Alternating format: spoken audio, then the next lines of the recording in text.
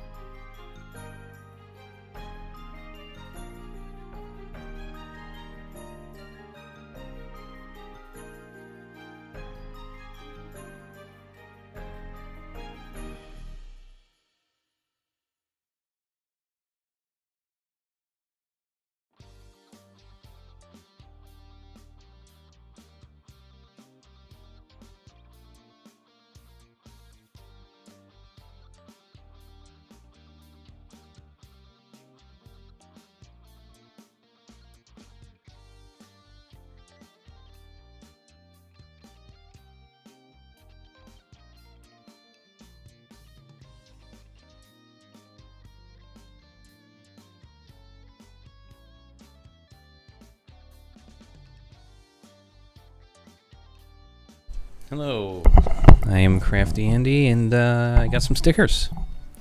I got a whole bunch of stickers from a couple conventions, Origins and Anthrocon, and I figured it's time to mount them up so they can go on my wall. Bunch of them traced out so far.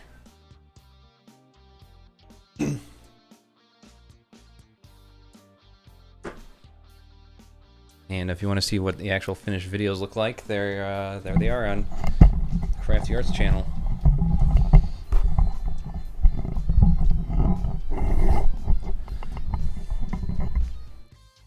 So there you go. All right.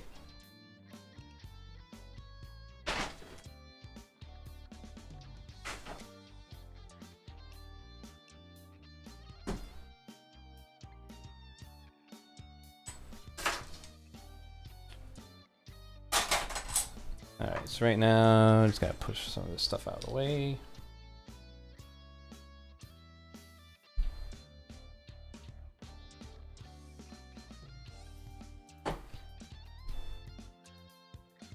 This is dried off about.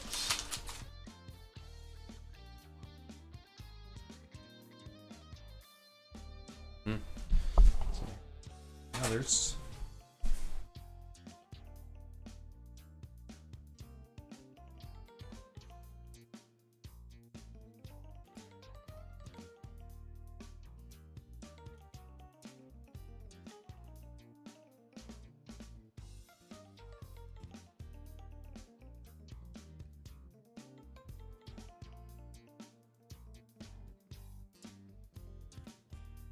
Maybe what a little paint job can do to restore an old frame I got from Goodwill.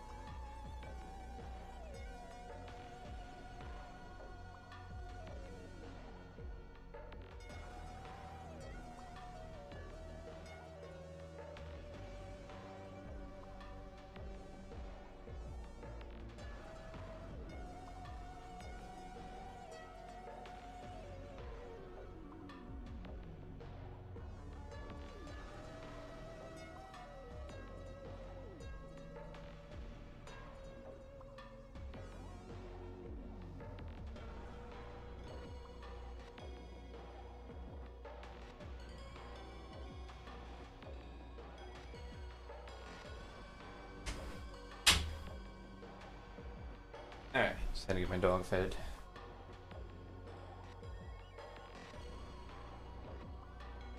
Let's just pull these off, huh?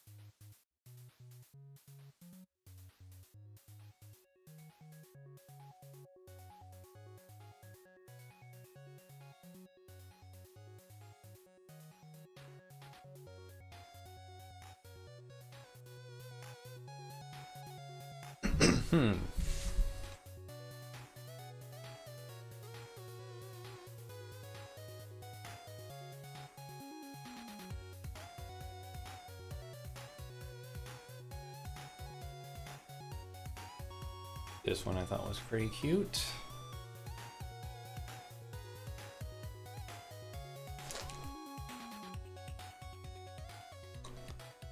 And my pencil.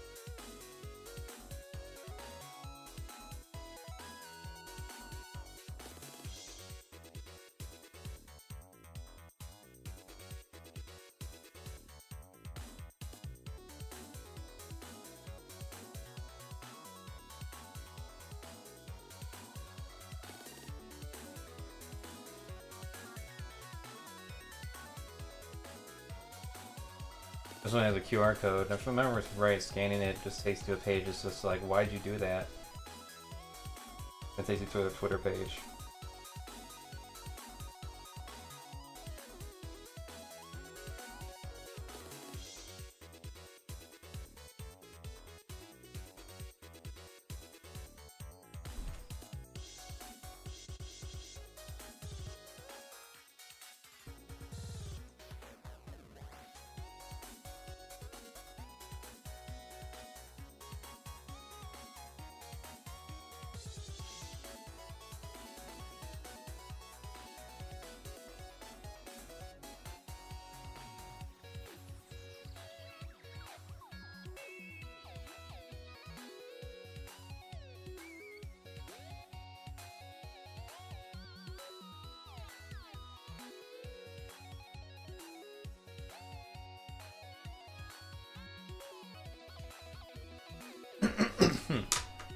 What do I got?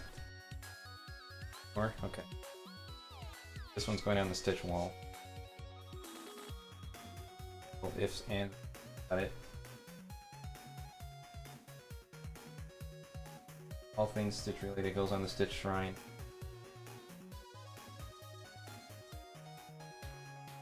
Not looking forward to the live action Lilo and Stitch movie. I don't even care if it's the same fucking movie, same scope, same story. Well, thanks. Not interested. And it's gonna have to be really fucking good for me to even be remotely interested in it. The way things are now, I mean, maybe the unfortunate tragedy is that if there is actually a good one, and that ends up being it, and no one sees it because they're sick of these shits, that would really be annoying and suck.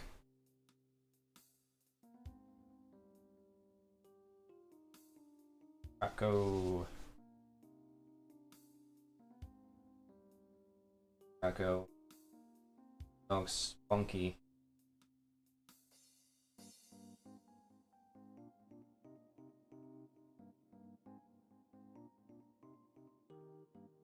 One.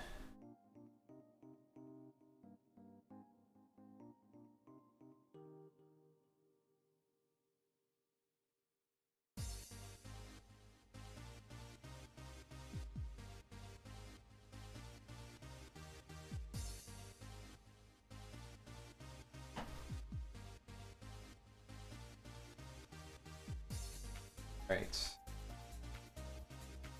I'll try and go in order.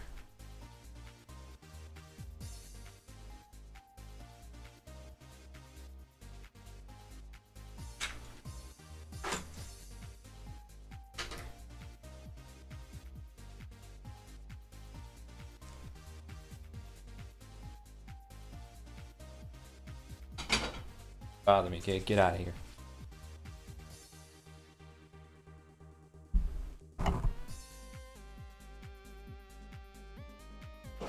Alright, what's going to be more effective? Hat cutter. Not.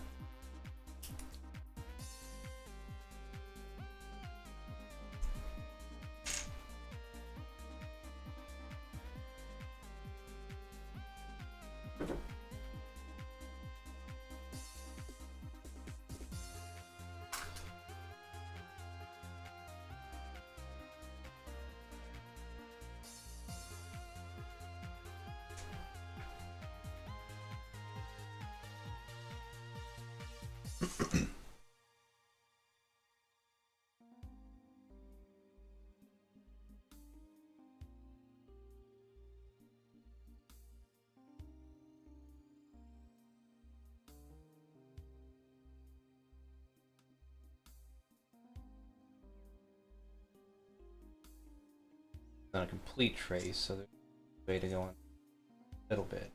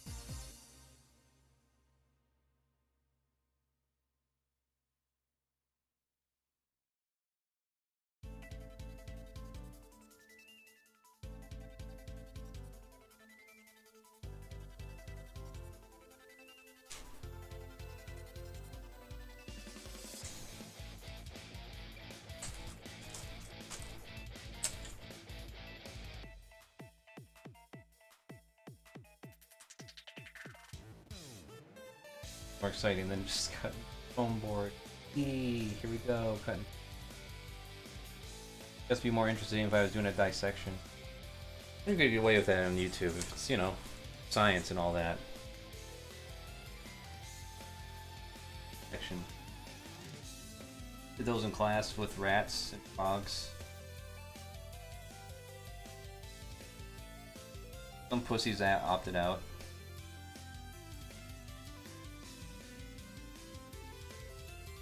Yeah, I was just desensitized by them because all those R-rated movies.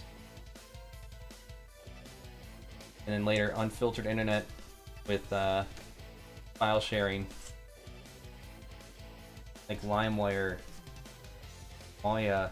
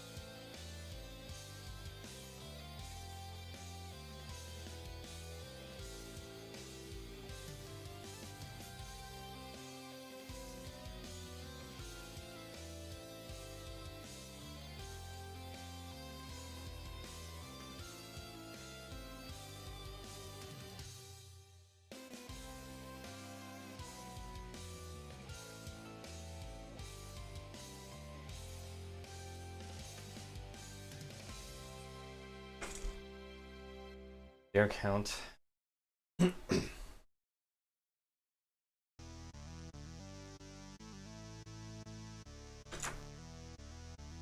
More to go.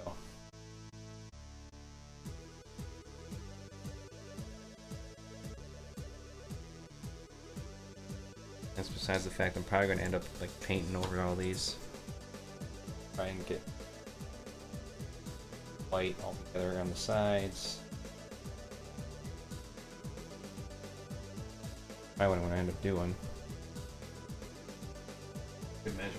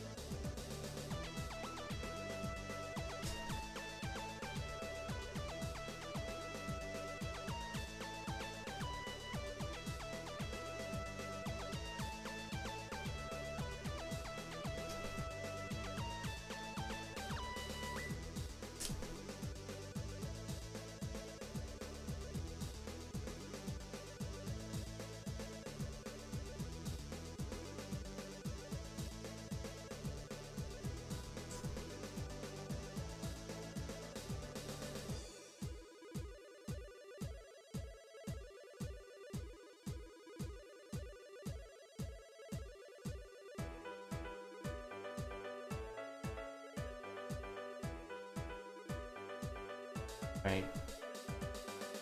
I'm curious about. What are the political leanings of the movie A Serbian Film?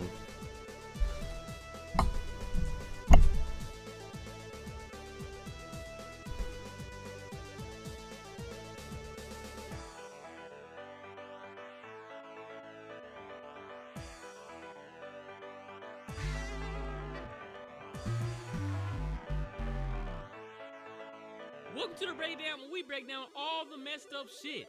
First things first, before we get into the topic of today, scroll down, look at the date. It's February 23rd, 2019, right? Okay, now go to the first disturbing breakdown. I Spit on Your Grave, 1978. What's the date on that video? February 23rd, 2018, right? So that should tell you that the special 1-year anniversary of the Inspired Disturbing Breakdown series will cover arguments. The good stuff. What's the breakdown? The movie starts off with the beginning of a porn scene. It escalates pretty quickly, but all you need to know is that it's being watched by a little boy, Peter. What makes it worse is that he is watching his own father, a retired porn star, known for his the bathroom just to rub one out. I hate that people in movies gotta rub one out so ugly looking though. Melos goes funny. Melos does read the fine print though, and sees that there is a lot of uncertainty in what he is actually going to do on set. So he takes some time to talk it over with his wife about it, and her reaction to hearing how much money he gets inspires him to sign that shit. While Melos is gone, Marco is talking with Marla, but the obvious truth is that he is extremely attracted to his brother's wife. He's so attracted that he goes into the bathroom just to Melos individuals who are not important at all. Trust me, they aren't going to be meaningful or important at all. To give him a blowjob, debate about it. The thugs then come and fight him, but he is saved by Buchner and his bodyguard, who kills the thugs and kidnaps Melos. Melos in the present remembers exactly where he was taken, going inside this warehouse. In the past, The break. Oh.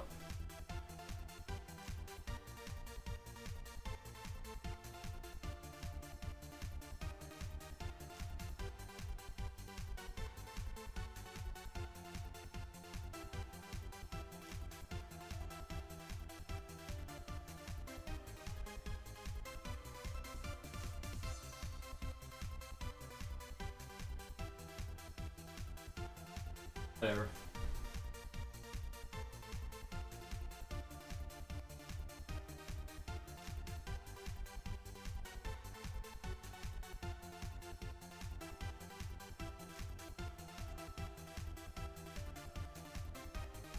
YouTube, your demonetization system is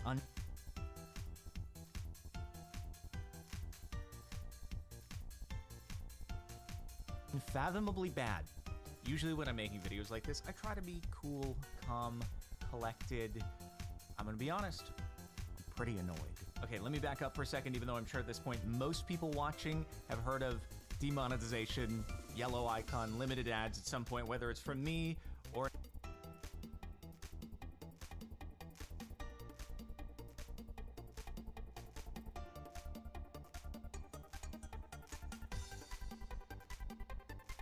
Minecraft video. another YouTuber. But just in case, the way that it works these days is that if Minecraft I go videos, to okay. upload a video here on YouTube, one of the sections here is ad suitability. And I have to choose a bunch of options here, which in the case of most Choose the first one and call it a day. You'll be fine. everything is chill and hunky-dory, and it should all be good for ads, and I click none of the above, and I submit that rating. Nope, don't do Now, it. If that checks out, everything Do is it. good, my video gets ads, we Click get the a first green one. icon, and we're good to go. If it doesn't check out, I'll get a yellow icon, and YouTube will have determined that, whoa, if an advertiser saw their advertisement on this video, they're gonna run for the hills. They're gonna be like, whoa, YouTube's the Wild West. Our ads can't be shown on a video like that. We're out. And YouTube doesn't want that, ever since adpocalypse of old. So this is what it looks like if your video does not pass the test. You get the yellow icon, it says limited under monetization. It says this video may earn limited or no ad revenue. Due to content No ad revenue is identified really what the as answer not is. suitable for most advertisers. I have a few like that. Is something Nothing. I'm very used to on the reaction channel. Absolutely Anything nothing where a car is is on what the you get. road and there might be danger involved, YouTube is like, whoa. Surprised how long? no, When driving are is they a just gonna dangerous activity, tell you to pay a so we fee can't to do keep ads your on this videos up? video. That's what I Same want to with, know. like, sweaty palms, those sorts of subreddits. People doing stunts, very bad. Other people might copy that and then they'd be dead and ooh, can't do ads there. You know what? I'm used to it. It's just You know the way what? it is.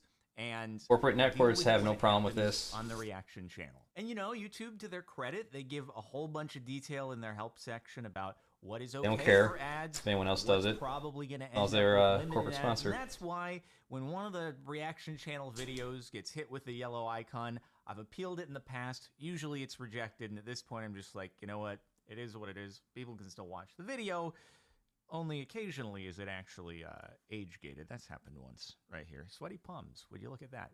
But for the most part, whatever is what it is. I will also say that generally on this channel, everything is pretty okay. There's a reason for that. It's because in most of the videos on this channel, it is me alone in a controlled environment on a game like Minecraft, and the videos are edited. So I can be very careful about what is actually included in the video so that it doesn't provoke the angry yellow beehive limited ads button. It's the second channel, Captain Sparkles 2, where things get really infuriating. Now, my second channel, if you're not familiar, this is where I upload live stream VODs, and for better or for worse, Probably the only video I've watched in years, like, since I ever subscribed. Makes it onto the channel here, and I play with other people a lot, so I can't control what they say. Most people are familiar with me trying to limit the swearing and things like that in videos, but every now and again something slips. I understand. It happens. And of course, some people ask, well, why are you so strict with this? And to that I say, this is why, okay? It doesn't happen very often on the second channel. But when it does, and I get a yellow icon, it is generally for the absolute most absurd, stupidest possible thing imaginable. So as you can see here, YouTube has determined that my latest Minecraft Championship VOD is not suitable for ads because, whoa, I'll tell you why. Minecraft tournament, that's going to send the advertisers running for the hills. But no, when I see this, I think, okay, was there something I'm not thinking of that could have caused this to happen? Okay, well, a couple of the guys, they're Spanish speaking. They did a couple swears at one point or another in the tournament. They're already trying hard to speak English.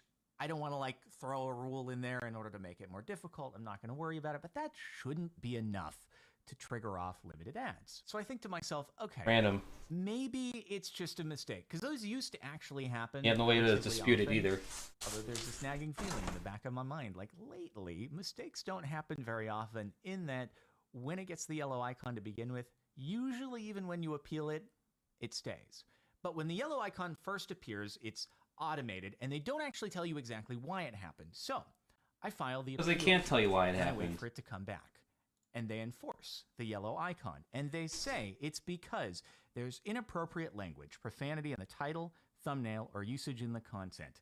Stronger profanity, like the F word, we get that used in the answer. first Lucky 7 you. seconds, or moderate profanity, like shorts, in the title or thumbnail, not throughout the video. So we can look at the thumbnail up here. MC Championship. Doesn't seem like a curse word. Okay, there's a lot of text from the usernames, but it really doesn't look like any of that could be interpreted as a curse word, right? So, like, I think the thumbnail is safe, but let's go and listen to the first 7 seconds of the video, because, like, maybe I forgot that one of my teammates just out of the gate dropped a bomb, okay? Okay, you guys are good at PvP. You are good in what? More parkour, ace race, that sort of stuff. Good. Okay. That's 10 seconds. I'm not really hearing anything, so I'm just like, okay, let me, one more time. Maybe I'm missing something. Okay, you guys are good at PvP. You are good in what? More parkour, ace race.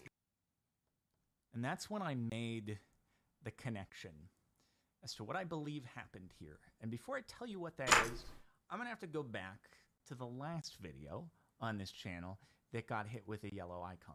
So the last time this happened, it was in one of the episodes of the Stone Block 3 series. I don't remember exactly which one because it doesn't have a yellow icon anymore. Now, that's not because there's some good way to resolve these things with YouTube. I'll get to why it doesn't have a yellow icon anymore in just a moment. But when I uploaded the episode, I think it was like the next day or so, I see that it has a yellow icon. And I go, okay, what were we doing in the episode? What could have happened? Well, we were talking a bit about nuclear reactors because we were building one in the game, and so we got into a conversation about them. Like, is that too controversial for ads Probably. on YouTube? I'm like, no, let me just appeal it, right? And get a human reviewer on the line to take a look. Well, you know, a couple days later, they come back and, nope, your video is still limited ads. So I am lucky enough to be afforded a next step in the process. Yeah, I don't get that. I can email my partner manager Lucky. at YouTube. We'll see if after this video they still let me do that. They might be like, you know what? There's the final straw. We're sick of this guy. He doesn't meet the viewership qualifications at this point. He's just grandfathered into the program. Get him out of here.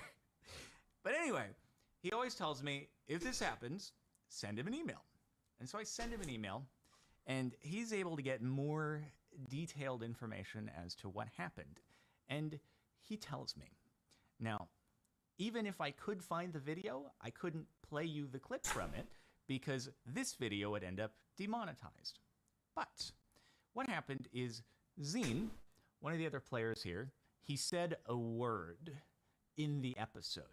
Now, this word, I can't say it, but I will show it to you. And it is a perfectly innocuous word. It is just another word for gibberish, right? But if you take the last syllable of the word, it is on its own something that is, it's a derogatory term. Not really, no.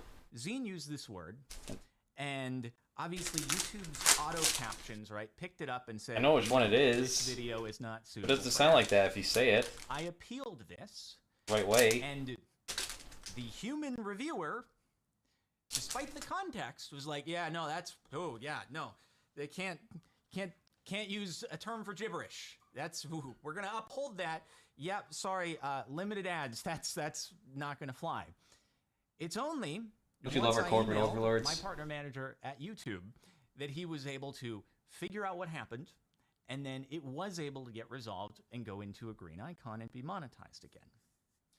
So, Doesn't matter though, the with money's all of already that in gone. mind, analyze closely the VOD here once more. We're going to listen to it one more time. I'm going to see if you can pick up what probably happened. Okay, you guys are good at PvP. You hear it? You hear it? Okay, you guys are good at PvP. Focus. Except, YouTube might not have thought that he's saying focus. He might be saying something else like fork us. And that's the automated system, right, at first, saying, oh, it might be bad. A human reviewer. Human. Watch these first 7 seconds. Okay, you guys are good at PvP. And said, yeah, you know what? He really dropped a bomb there in the first 7 seconds of the video. And I wouldn't have come to this conclusion if it weren't for the prior example with the term for gibberish. How? How does a human listen to this and draw the conclusion that this is not safe for advertisers? Because It's minimum wage workers. mind-boggling. And so, yes, here's the thing. I will probably be able to get this resolved with an email to my partner manager.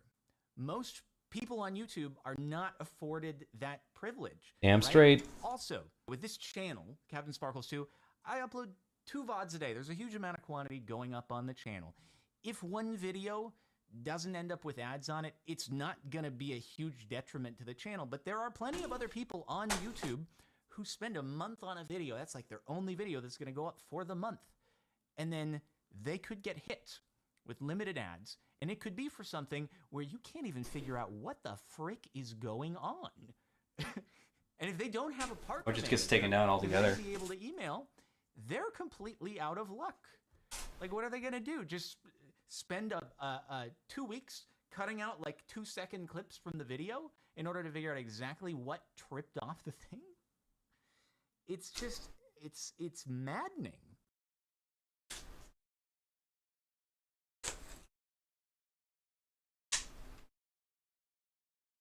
This is amazing.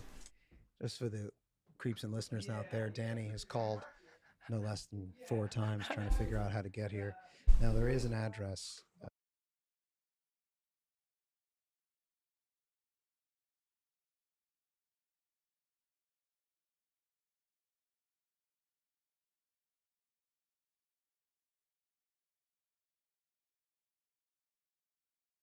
Let's see if I can get away with this one. Usually old.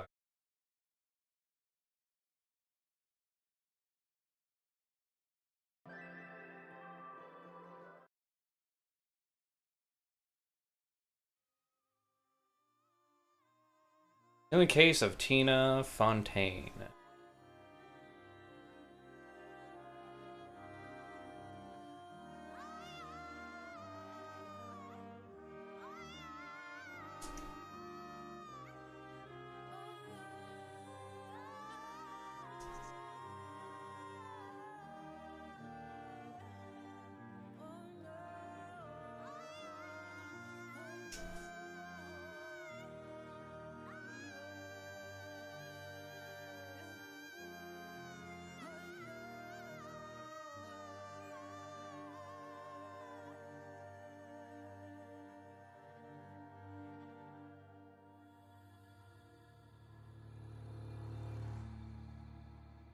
Tina Fontaine was 15 when she went missing in Winnipeg in August 2014. Her body later found in the Red River, wrapped up in a duvet cover. Society, we'd be horrified if somebody put, if we found a litter of kittens or pups in the river in this condition. Raymond Joseph Cormier has been charged with second-degree murder in the death of Tina Fontaine. I'm happy for them, you know, it's a sense of closure. In the end, the jury was not convinced Cormier was responsible. When the verdict was read out, it was very quiet. It was hard to hear it at first. And then there was an audible gasp through the room. It sounded like disbelief, sorrow, disgust from many people. Well, we're not there at the court, so who knows? Well, innocent until proven guilty beyond a reasonable doubt. Even in cases where the hope for justice is strong, families of Canada's missing and murdered Indigenous women and girls have learned that justice can be a long way away. Cases like Tina Fontaine's galvanize the nation. As a national inquiry continues across the country amidst criticism from some and backlash from others, the perseverance of the families who have lost someone they love never wavers. The lives of the women and girls whose families have shared their stories live in the hearts and prayers of the nation. As we get to know these women and girls, we feel the loss of their lives that they could have lived. On August 18th, 2010, we lost a daughter, a mother, and a friend who was a bright light for everyone who knew her, Amber Tuckerow. It was here, near Nisku, Alberta, near Edmonton, on a rural property near Leduc County, that Amber's body was found. The cause of Amber's death has not been released. Amber Alyssa Tuckerow was 20 years old when she left her home in Fort McMurray to go to Edmonton with a friend and her 14-month-old son, Jacob. They stopped in Nisku on August 18th, 2010, with plans to go to Edmonton the next day. Amber is from the Mikisew Cree First Nation in Alberta. She and her baby boy lived with her mother at the time of her disappearance. Amber decided to hitchhike into Edmonton the night they arrived. She was never seen alive again. Amber's body was found by horseback riders on September 1st, 2012. At any time during this broadcast or afterward, if you have any information that might help solve the case of the murder of Amber Tuckerow, visit our website, Someone out there has answers. Our goal is to find them. 4 days before Amber's remains were found, RCMP released a cell phone conversation that Amber had had with a man whose identity has not been released and may be unknown. Yeah, there's a habit of a lot of people that never get found simply because they don't get the media attention. They're not a beautiful white blonde. There's a pattern. You just gotta look it up. RCMP's decision to take Amber off the missing persons list prior to the discovery of her remains have compromised the case. What happened to Amber Tuckerow? Amber was the light of her whole family. She was adopted as a baby and surrounded by love. Amber's brother, Paul Tuckerow, remembers Amber being brought into the family. My mom, she couldn't have kids after her fourth boy. We got a call, and then mom and dad drove to High Level to go pick her up. Amber lived with her mother, Vivian Tuckerow, through her pregnancy and up to the time she disappeared. Vivian saw firsthand what a good mom Amber was. She was really good. She would sing to Jacob all the time, play with him. Like, she really, really loved Jacob. And she was trying to get her own place. Living in Fort McMurray, it's not that easy to just go and get a place. So Amber did go and live at the Unity House. And there they help you, you know, try to find a place, you know, give their resources and stuff like that. And Amber did go and stay there, I think, maybe 3 times, and she'd call me, come pick me up, Mom, right? So I go pick her up. And that's where she met the so-called friend that she went to Edmonton with. The day of Amber's disappearance, Vivian was sick. Amber's friend, who could not be named because of the ongoing investigation, came to visit and invited Amber to fly from Fort McMurray to Edmonton. They would stay in Nisku, the town that surrounds the Edmonton International Airport, with less expensive hotels than Edmonton, where Amber and her friend planned to go the next day with Jacob. Amber was in a bedroom with Jacob, and it was on my computer. Then all of a sudden she just yelled, she said, "Okay, Amber, your plane ticket's paid." And I was like, what? Amber's not going anywhere. Like, even though Amber was 20-year-old, like, I still like to try to tell her what to do, but she had her own mind anyways. It was kind of surprising to me, you know. So I got up and I went to talk to Amber in the bedroom. She was packing her bag. And I told her, "You're not going anywhere.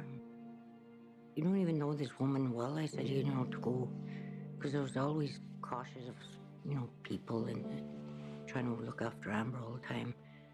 And she said, "Mom, just for a couple of days," she said, "I'm going to go with her."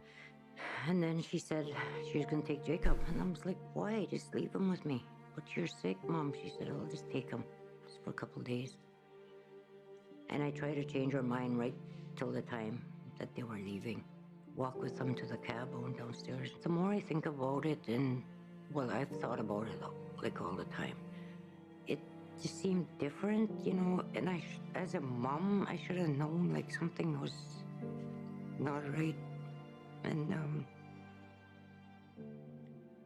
Amber said, "I love you, Mama," is what she called me. And she kissed me on my cheek, and she said, I'll be back in 2 days." And that was the last time I seen Amber. Constable Ray Shelton of the RCMP's Project CARE, which was formed in response to a number of human remains found in the Edmonton area and now investigates missing persons cases throughout Alberta, speaks to some of the facts of Amber's case in a video they produced to engage anyone who has answers. On August 17th, 2010, Amber flew from Fort McMurray to Edmonton with her female friend and Amber's 14-month-old son. After arriving at Edmonton International Airport, the 3 booked into a motel room here in Nisku and spent the night. In the early evening of August 18th, 2010, Amber left the hotel room to find a ride into the city of Edmonton. We know that between 7:30 and 8 o'clock p.m., Amber got into a vehicle with an unknown male. While in that vehicle, Amber received a phone call, and through investigative means, we have obtained a recording of that phone call. That recording includes the voice of the unknown male driver of the vehicle. To date, that individual is unidentified. It is unclear why Amber decided to hitchhike into Edmonton. Amber's last phone call was recorded, and 1 minute of this recording Makes me was wonder how released in close August I could have been. 2012. The source of the This audio sort was of a thing. conversation Amber had with a brother who was being Of course, held being in male, the Edmonton chances Remand are less Centre at the likely. time where outgoing calls were recorded. The call lasts 17 minutes, but only 1 minute But of yeah, the I recording did has get a lot been of free released. rides to work Audio at some that point. includes Amber's voice and the voice of the unknown driver who picked her up while she was hitchhiking. I always told her, you know, like, pretend to be on your phone, even if you're not talking to anyone, just so cab driver or whoever you're catching a ride with will know you're talking to someone, and, you know, just to be safe. And the last call she made, she was on her damn cell phone and didn't freaking help her, right? Amber was a vibrant young woman who had big dreams. Could a stranger have ended her life? Or perhaps Let's a not get person who too was known to her? fueled to emotion here. Is it possible that the failures in the investigation into Amber's death have prevented the possibility of finding the truth? How is Amber's family coping when it seems that all hope for justice is lost? Jesus, man.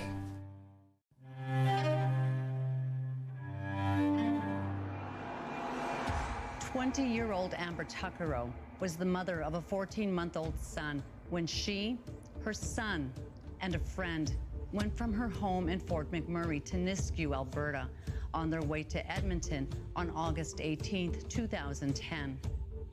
Amber reportedly left her son with her friend with the intention of hitchhiking into Edmonton the night of the 18th. Amber went missing. Damn it. Her remains were found on September 1st, 2012. The RCMP investigating Amber's case was invited to do an interview for Taken, but declined. The reasons were extensive, including the fact that the case was ongoing and the desire to show respect to the family. Just days before Amber's remains were discovered by horseback riders in a rural area in Leduc County near Nisku, RCMP released a recording of Amber's voice, the last known time Amber was heard alive. The recording has been available for several years, but it has not yet led to justice. The voices you are about to hear are Amber Tuckerow's and the unknown man who was with her shortly before her murder. It may be difficult to listen to. If you suspect you know the male voice in this recording, or if you have information that might help solve the case of the murder of Amber Tuckerow, visit our website. Where are we by? We're just heading south of Beaumont, or north of Beaumont. We're heading north of Beaumont. Yo, where are we going? No, this is a... Are you kidding me? You better not be taking me anywhere I don't want to go. I want to go into the city. Jeez. Yo, we're not going into the city, are we? No, we're not. Then where are these roads going to? What do you say? Let me out right now. Are you sure? Absolutely. Yo, where are we going? 50th Street. 50th Street? 50th Street. East, right? If I didn't hitchhike, she probably got picked up by this guy.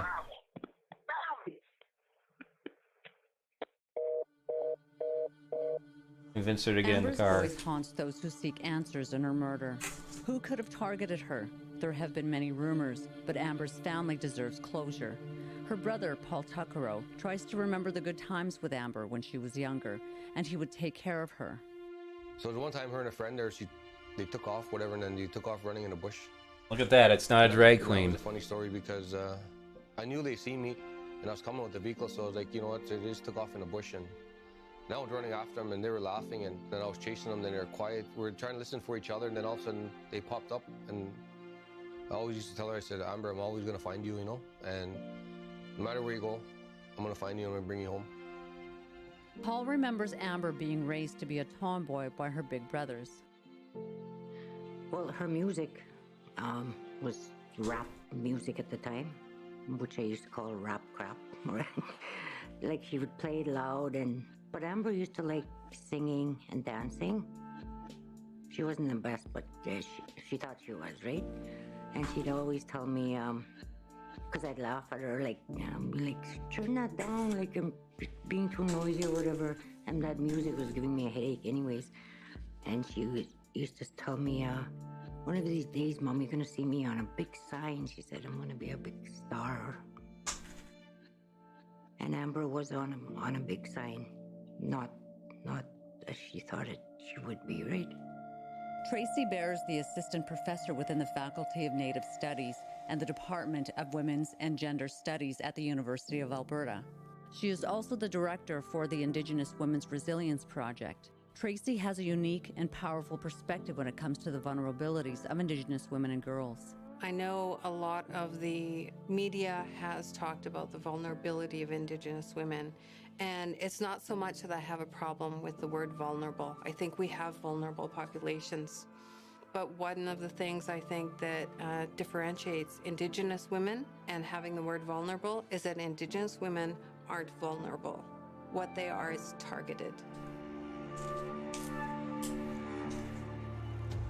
If Indigenous women and girls are being targeted, what is being done to end this once and for all? Is the National Inquiry into Canada's missing and murdered Indigenous women and girls the start of change? Or is it too flawed to spark any real results? What is Amber's family doing to try to heal and to honor her by seeking justice in her case?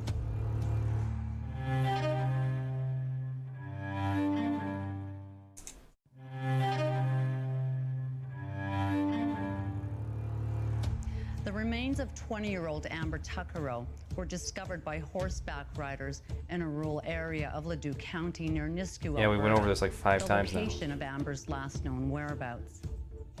Amber had traveled from her home in Fort McMurray with her 14-month-old son and a friend. She had left her son with the friend with the intention of hitchhiking into Edmonton on the night of August 18, 2010. A phone recording that is believed to be Amber's last conversation before her murder with a male voice that belongs to a potential suspect has yielded few leads. If you have any information that might help solve the case of the murder of Amber Tuckerow, visit our website.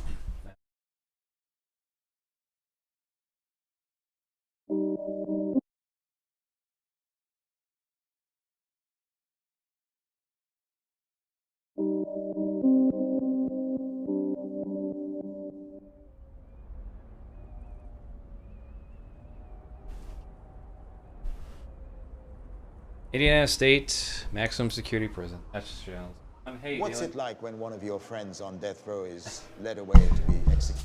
Yeah, just repeat the same thing over and over again. Yeah. That's how you can tell that was probably like a TV special they got posted on here. Because it was probably like 10 minutes of commercial breaks, and then you see like the 3 minutes of footage there, and then interviews, and then more commercials would have intended to be there, and coming back. Well, you spend years and years and months and hours of every day with a person. You talk every day. Hey, what are you doing? If you don't always watch this, this might make remind you of something work eat. too much. And he eventually comes by one day and is like, yeah, I gotta go, man. And when he leaves and turns his back and walks Actually, down I them got one I steps, was interested in.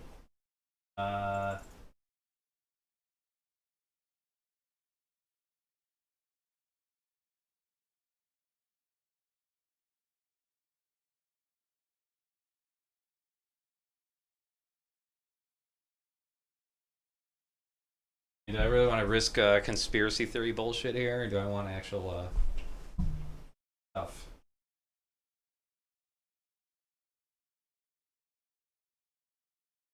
Oh my God, Sticks and Hammer 666. Ah, it's funny that he's actually making videos still. Look at all those plants. I believe it's specifically chicken patties that you can get grown in a test tube. Oops, accidentally clicked the dislike button.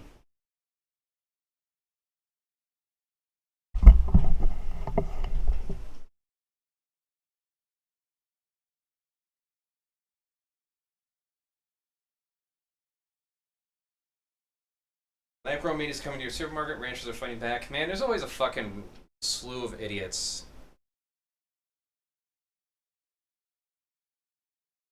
Do they not realize that as the population increases, this whole, like, having cows and other animals taking up all these plots of land are not going to be sustainable? And eventually, it's just, if you keep going at the same pace, it's not going to be viable. And then meat prices are just going to skyrocket. But no, let's not attempt anything to alleviate that possibility. Let's just keep doing the same shit. Keep everything the same. Everything's fine.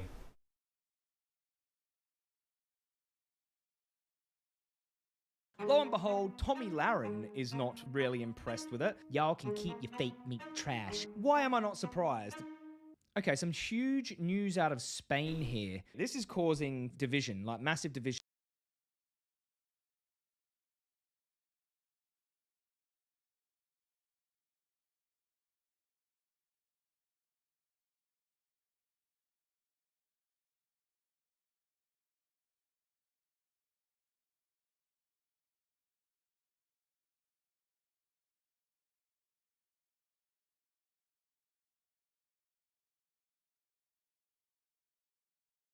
This video is sponsored by Fabulous. In the animal kingdom, intelligence has evolved in many different ways, in many different creatures. This video is sponsored by Fabulous, the #1 self-care app to help you build better habits and achieve your goals. Go to thefab.co/realscience to get 25% off your Fabulous subscription. We Homo sapiens have been eating meat since the beginning of our very existence.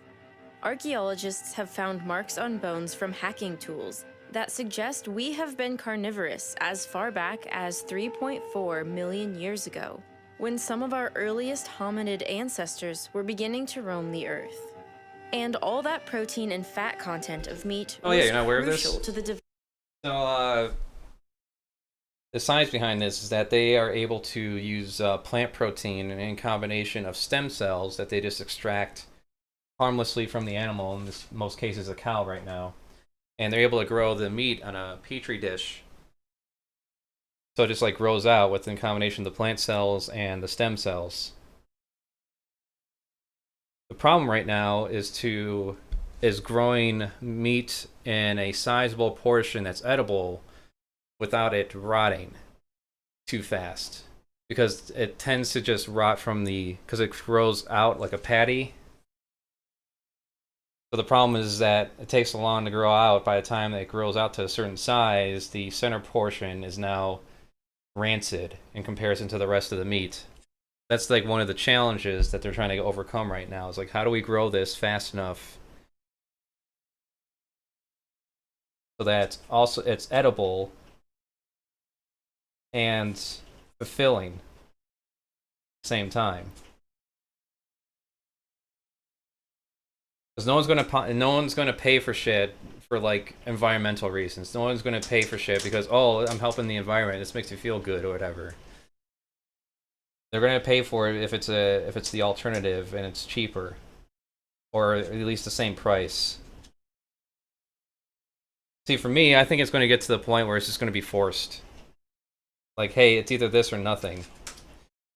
Because, you know, if things go the way that they are, and you can't sustain the same animal population all the time, and things start collapsing all at once, maybe not all at once, but over time, it's going to be like, hey, you know, like, original beef is no longer viable. Farmers can't keep up with the cost. Big agriculture companies are losing money.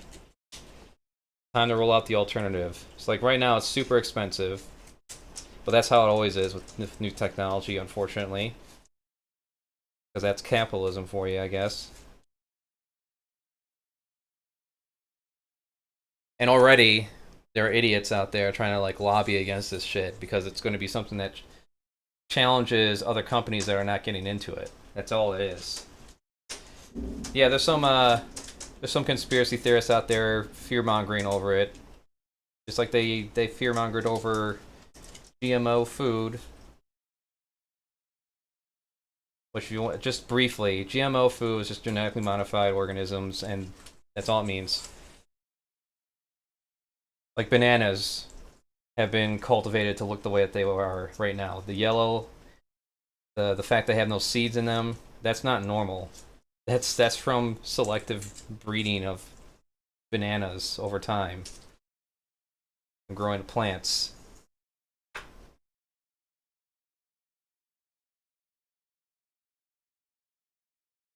Now this whole, and so yeah, there's fear-mongering over the meat being grown right now.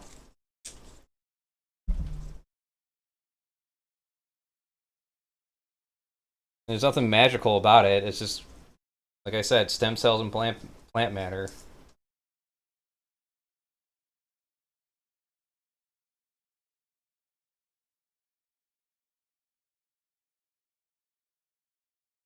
The other question I imagine would be like, how does it break down in the body? Probably the same. All they gotta do is just test it on other animals.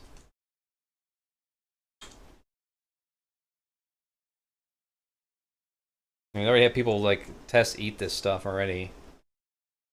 Anyways. Development of humans as we know them. The theory But ultimately, it could also lead to growing new limbs. Not growing new limbs, but growing new organs. In digesting plants and diverting it to building bigger brains. However, these evolutionary changes came in an era of hunter-gathering, where if you wanted some meat, you had to get your spear out and go hunting. Fast forward 500,000 years, and we can order a Big Mac delivery without leaving the sofa. Globally, we consume over 365 million tons of it every year. The top meat-eating countries, like the US and Australia, annually eat around 120 kilograms per person. And our meat consumption is only set to continue. As developing countries grow richer, more people can afford more and more meat. And developed nations are also predicted to keep increasing their meat consumption. And this quick and easy access to meat we have now is contributing to a climate catastrophe. The meat industry is one of the biggest contributors to greenhouse gas emissions. No. With one recent study finding food production as a whole contributed 1/3 of all greenhouse gas emissions across the globe. Many think it's time to cut out meat altogether from our diets, for good reason. But unfortunately, it's hard to reverse these meat-eating trends. There's nearly nothing you can say to convince people to give up something that they've always had. But what if there was a way to have our beef and eat it too? What if there was a way to keep eating meat without slaughtering a single animal? While it seems far-fetched, this is the reality that many scientists are working to achieve. It's a technology mired in controversy and a web of complex economics. Can't you just skip the controversy for once? Can we just get to the science and the technology? Lab-grown meats could replace the global need to raise and kill animals. And it's a reality that many think is fast approaching. How can it be possible to grow meat in a lab, completely circumventing the slaughterhouse? And will the process ever be economically viable enough to match our insatiable meat appetites? The idea of growing meat without killing any animal has been around for a surprisingly long time. In 1931, Winston Churchill even said, "We shall escape the absurdity of growing a whole chicken in order to eat the breast or wing, by growing these parts separately under a suitable medium." 82 years later, his prediction would become a reality. The first lab-grown burger was eaten in 2013, and since then, it has been a race to market for dozens of food tech startups. Lab-grown or cultured meats use practices from regenerative science to grow meat without needing to grow an animal. It all starts with stem cells. Stem cells are a special type of cell that have the potential to become almost any type of cell found in the body. Skin cell, muscle cell, liver cell, etc. To harvest stem cells, technicians have to go to the primary source of the desired meat, directly to the cow. Here they take a sample of tissue directly from the animal, without killing it or even harming it. From this tissue, they then isolate multipotent stem cells, such as muscle stem cells. These are put into a bioreactor with a mixture of nutrients, amino acids, growth hormones, and a special serum called FBS. These ingredients promote the cells to start replicating, and keep the cells alive and happy. Then, by adding different growth factors, technicians can prompt the cells to differentiate or turn into the required type of cell, like muscle or fat. Muscle cells will naturally move together in the suspension to form myotubes. These tubes can then be essentially mushed together to make beef burgers, if the origin is cow cells, or chicken nuggets if the origin is chicken cells, and so on. A single muscle stem cell could be grown into 1 trillion muscle cell tubes. That's a lot of burgers and nuggets from one tiny cell. But this is as far as innovators have come, creating essentially lab-grown ground beef. It's not possible yet to simply grow a whole steak, or a wing, or a fillet, or a chicken breast. But there's one glaring problem here with creating this animal-free meat. It's not actually animal-free. That special FBS serum I just mentioned, that stands for fetal bovine serum, which is collected from the dying fetuses of slaughtered cows. It's pretty gruesome. And so far, scientists have not found a way to create lab-grown meat without it. Why is it so important? And is there any way around it? Fetal bovine serum is a serum made from the blood of cow fetuses. If a cow is going for slaughter and happens to be pregnant, the fetus is removed and its blood drained, all while it dies a slow death.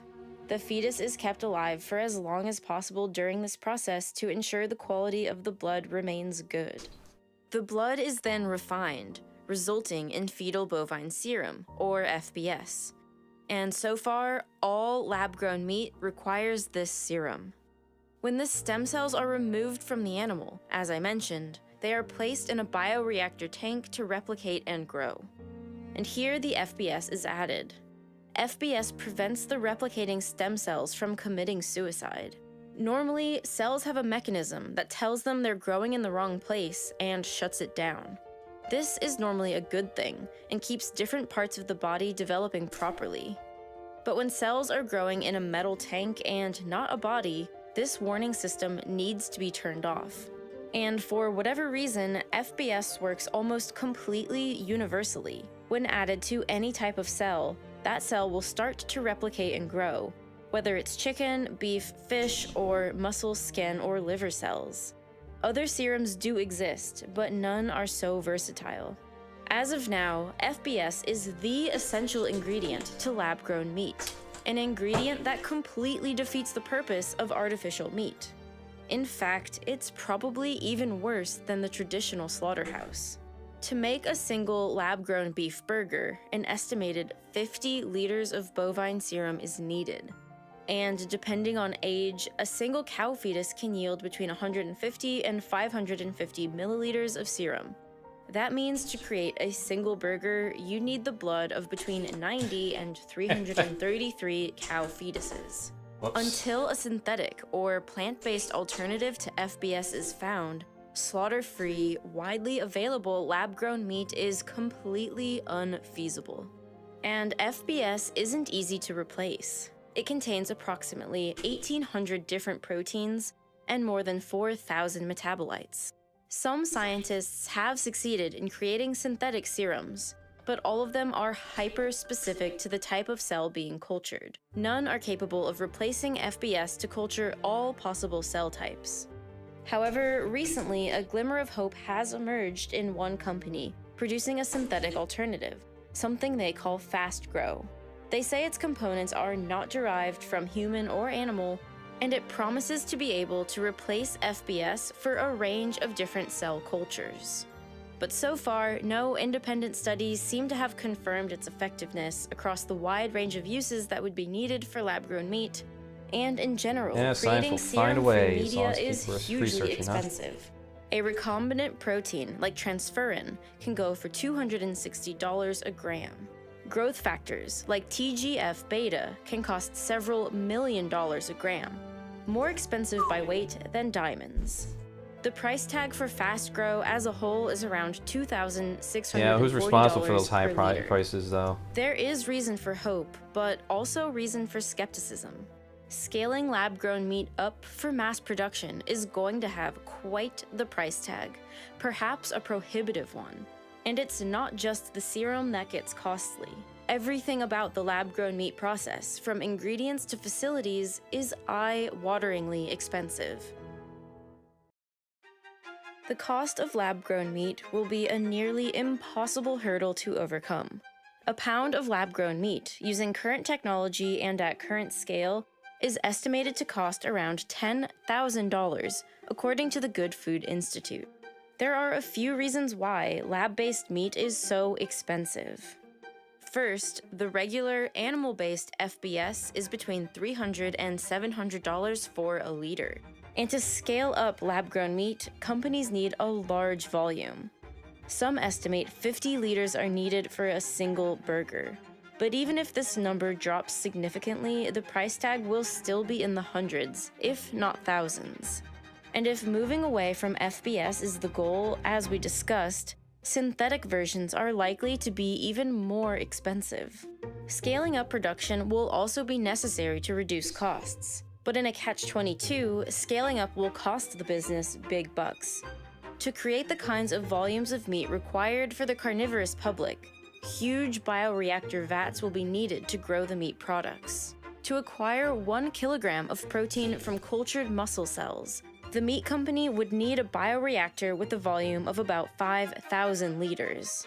That's like the biggest beer fermenter that exists, all for a single kilo of meat. To expand and differentiate, the cells have to be kept at a fairly low density. So these massive tanks are needed until researchers learn how to raise a higher density culture. And there are other problems too. A vat of cultured meat has no immune system. If a virus particle gets in that can infect the cells, it absolutely will. This would kill the cells and kill the entire batch of product. Food-grade facilities wouldn't be good enough to prevent such an infection. They'd need to be pharmaceutical grade to keep the meat cells free from any contamination. And you can bet a pharmaceutical grade facility will be way more expensive than a food grade one. Yeah, and who's responsible for that? When you're building a burger cost? from scratch in the lab, it's hard to get the right components in the right quantities and ratios to achieve Like people who that raise the price of delicious insulin meaty and flavor. shit. In 2020, Singapore became the first country to approve lab-grown meat for commercial consumption. Food journalists were on the fence about the flavor and texture of US companies' Eat Just's chicken nuggets. It wasn't bad, but it wasn't quite like chicken either. Scientists are still working on getting that juicy, bloody, melt-in-the-mouth element of meat into lab-grown versions, as real meat contains thousands of flavor molecules from proteins, fats, ketones, alcohols, and other compounds. Despite these massive financial barriers, many are still holding out hope. The Good Food Institute recently published an optimistic analysis. They think that addressing certain technical costs will lower the production price from over $10,000 per pound today to about $2.50 per pound over the next 9 years. They believe that the costs of certain aspects of the process, like growth factor costs, may indeed go down as the industry matures. They predict that one day soon, growth factors can be produced through recombinant expression, where bacteria or yeast are genetically modified to produce certain desirable proteins. This is already done to produce enzymes relatively cheaply for various products today. To modify this technology to produce growth factors on a large scale may not be that far-fetched. However, the price of all aspects of the lab-grown meat process going down anytime soon sort of is far-fetched. But there is still room for optimism. We often see with new biotech innovations a version of Moore's law, exponential progress.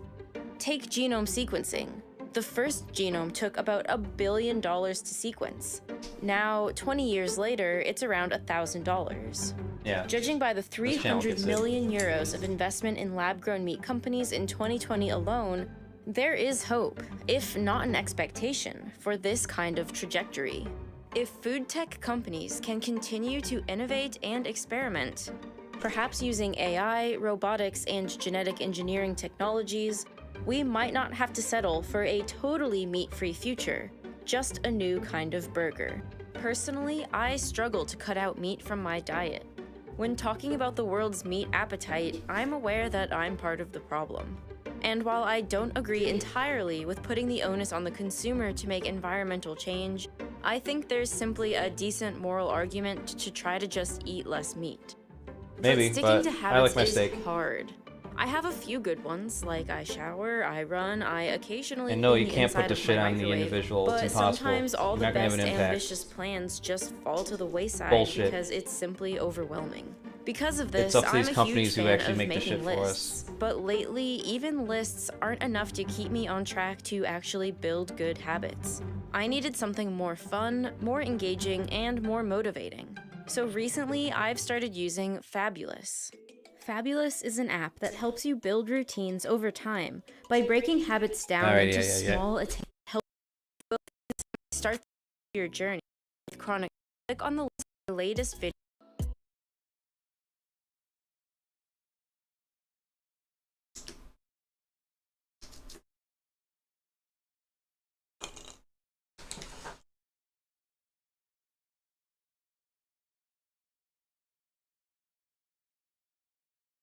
I believe this is the trash one.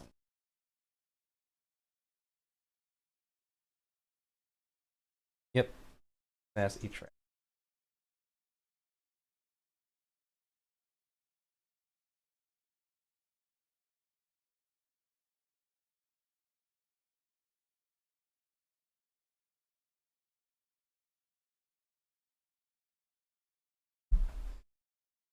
All right, quick break. Is this ready? Seems dry enough.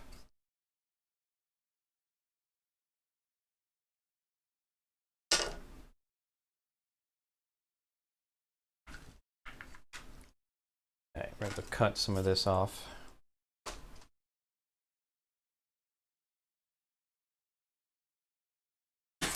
Oh yeah, let's listen to someone who's not a scientist. I'm curious now.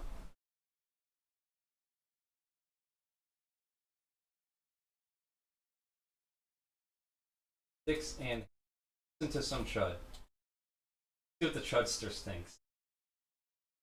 Test tube now, or in a vial. Alright everyone, it's time for official Clanker admonition time. Do not eat lab-grown meat. I know that the FDA has approved the first cell line-based safe chicken, or I believe it's specifically chicken patties that you can get grown in a test tube now, or in a vial. Don't eat it. And the reasoning behind why I'm saying this is actually different from some people's perspective.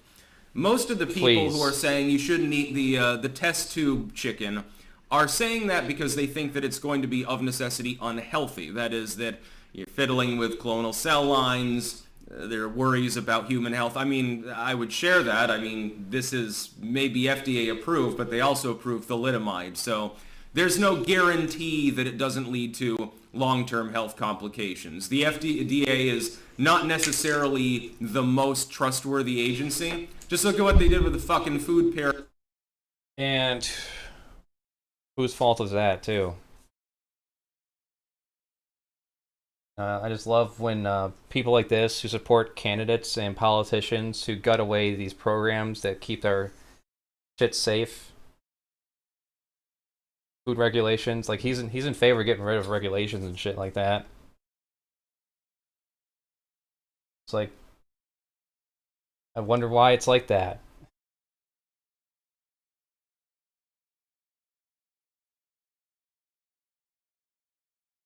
Like it's like hitting yourself in the hammer with hitting yourself in the face with a hammer and asking why does it hurt? Why does it hurt so much?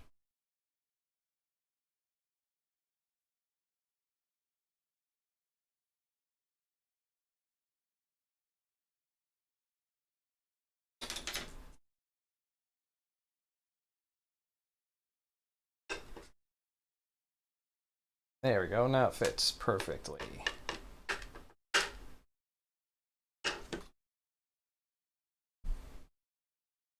Continue on, Mr. Sticks and Hammer.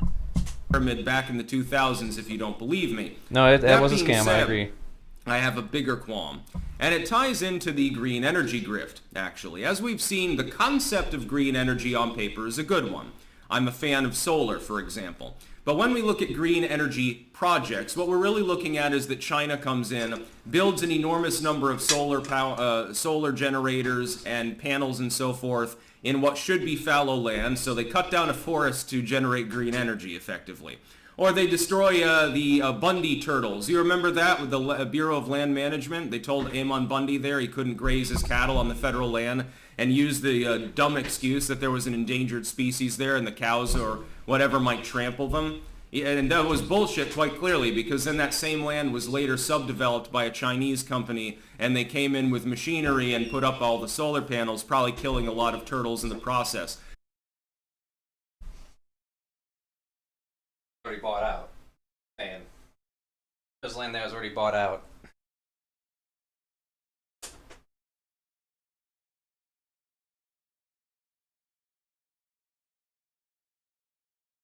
I guess this is the problem going in videos like this blind, because I don't know the context of everything behind it. And I have to actually do research on the spot to debunk anything that sounds kind of fishy to me.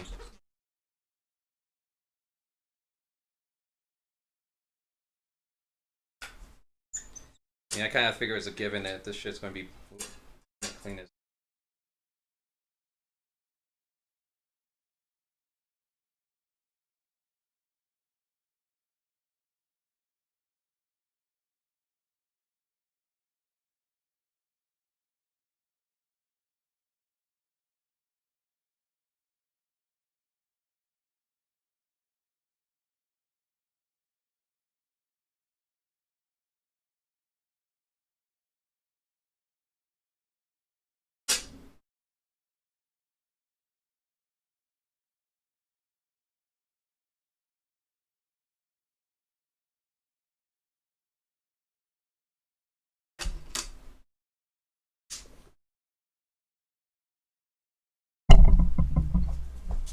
Somehow, it's trying to get people more reliant on a centrally controlled grid to monopolize things.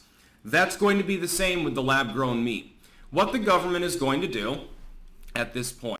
What do you want to do then? You know, just because status quo ain't going to manage.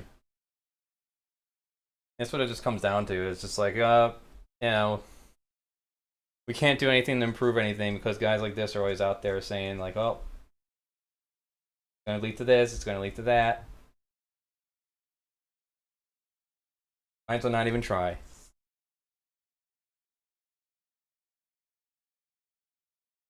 Yeah, I'm damn well sure like these energy companies, these fossil fuel companies will just force themselves into being more green energy and monopolize that technology next anyways. So, I mean, what does that mean? We just don't do green energy then?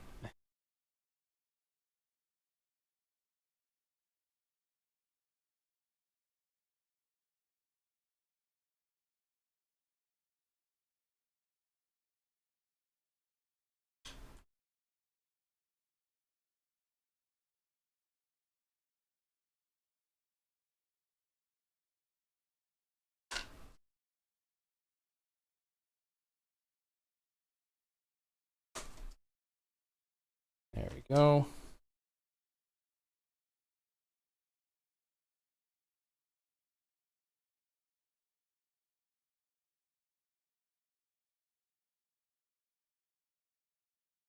Upside down.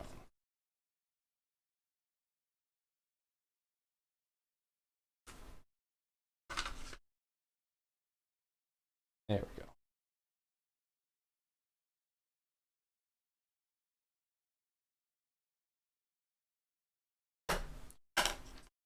Perfect.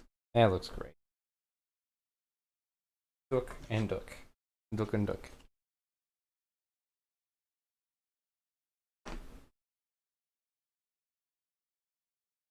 Alright, what else we got?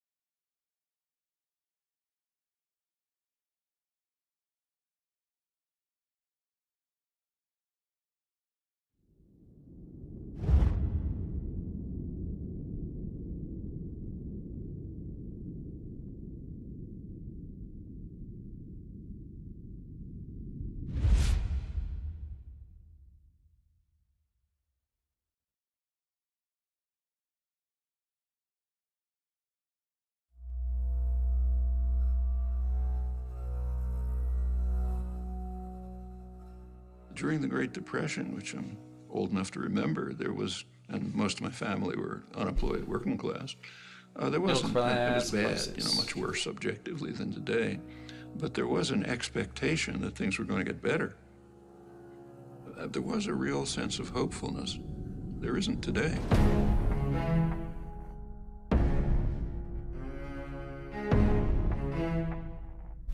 Doom and gloom. Inequality is really unprecedented. I mean, if you look at total inequality, it's like the worst periods of American history.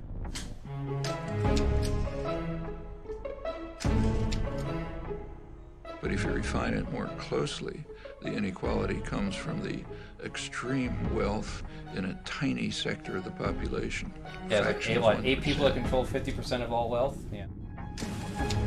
There were We all know periods this. like the Gilded Age in the 20s and the Roaring 90s and so on when situations were rather violence to solve similar it. to this. Now this period's extreme because if you look at the wealth distribution, the inequality mostly comes from super wealth. Literally, the top 0.1% are just super wealthy. Not only is it extremely unjust in itself, inequality has highly negative consequences on the society as a whole.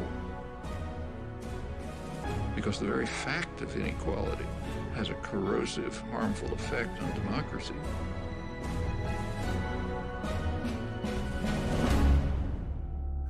You opened by talking about the American dream. Part of the American dream is class mobility. You're born poor, you work hard, you get rich. It was possible for a worker to get a decent job, buy a home, get a car, have his children go to school. One of my friend's parents, dad worked Windows, mother worked at Best Buy. That was enough for a house. And a kid. It all collapsed. Then Reagan happened. It was slowly already being chipped away, but Reagan was the one that solidified it. Imagine yourself in an outside position, looking I for was wondering more. what my parents got out of it. What do you see? At least what they think they got out of it. From him being reelected.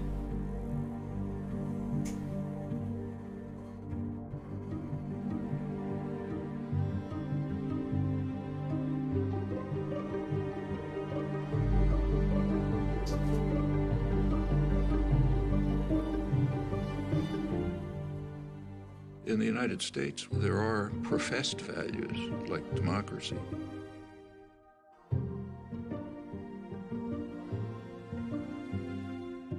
In a democracy, public opinion is going to have some influence on policy. And then the government Not so much carries anymore. out actions determined by the population. That's what democracy means. Otherwise we'd have universal health care by now. And legal weed. It's important to understand that privileged and powerful sectors have never liked democracy, and for very good reasons. Democracy puts power into the hands of the general population and takes it And away we haven't from had them. it like that for a long time, actually. Yeah, it's kind I'm of reading up on. a principle of concentration of wealth and power.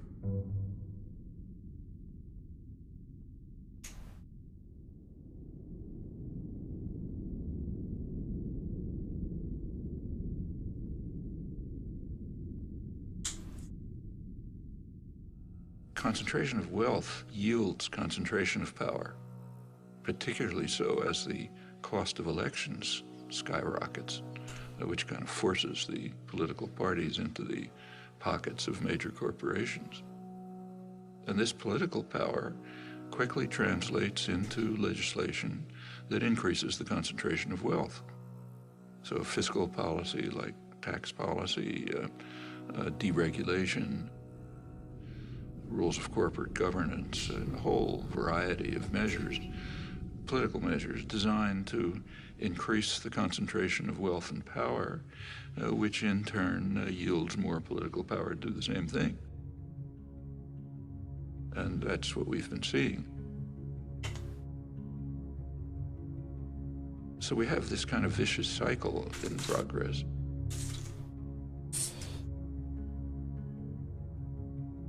You know, actually it is so traditional that it was described by Adam Smith in 1776. You read famous Wealth of Nations. He says in England, the principal architects of policy are the people who own the society. In his day, merchants and manufacturers. And they make sure that their own interests are very well cared for, however grievous the impact on the people of England or others. Now, it's not merchants and manufacturers, it's financial institutions and multinational corporations. The people who Adam Smith called the masters of mankind. And they're following the vile maxim, all for ourselves and nothing for anyone else. They're just going to pursue policies that benefit them and harm everyone else. And in the absence of a general popular reaction, that's pretty much what you'd expect.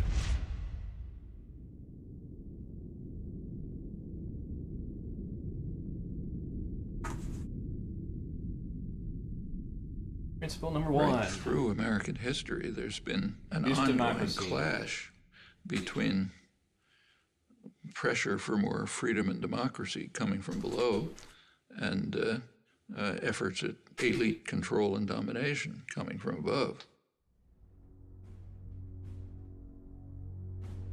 Any of us centrists managed to work things out for ourselves. James Madison, the main framer, who was as much of a believer in democracy as anybody in the world that day, nevertheless felt that the United States system should be designed, and indeed, with his initiative was designed, so that power should be in the hands of the wealthy, because the wealthy are the more responsible set of men. And therefore, the structure of the formal constitutional system placed most power in the hands of the Senate. Remember, the Senate was not elected in those days. It was selected from the wealthy. Men, as Madison put it, had sympathy for property owners and their rights. If you read the debates at the Constitutional Convention, Madison said the major concern of the society has to be to protect the minority of the opulent against the majority. And he had arguments. Suppose everyone had to vote freely. He said, well, the majority of the poor would get together and they would organize to take away the property of the rich. And he said that would obviously be unjust, so you can't have that. So therefore, the constitutional system has to be set up to prevent democracy.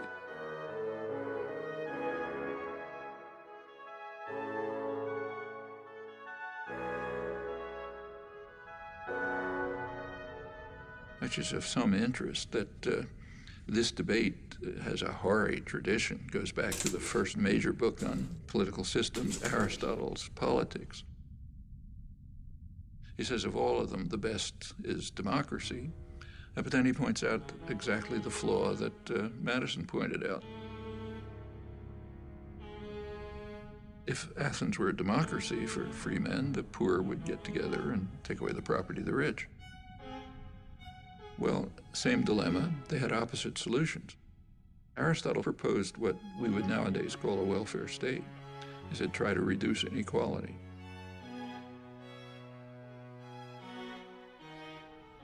So, same problem, opposite solutions.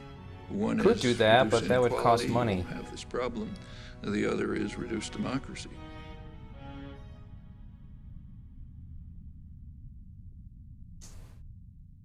If you look at the history of the United States, it's a constant struggle between these two tendencies.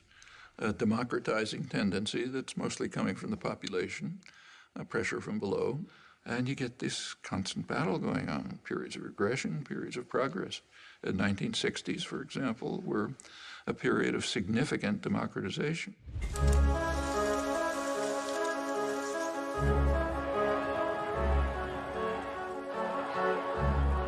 For fuck's sakes.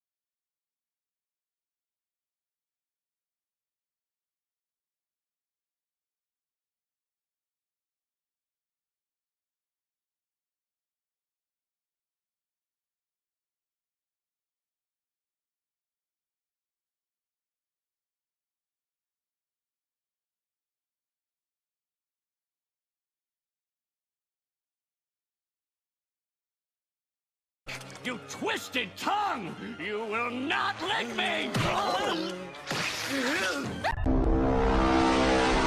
up a shot with Masami. I don't think I have the strength to inflate. Thanks, Gumball. Whatever, man. Bill change? Oh. Whoa, whoa, hey!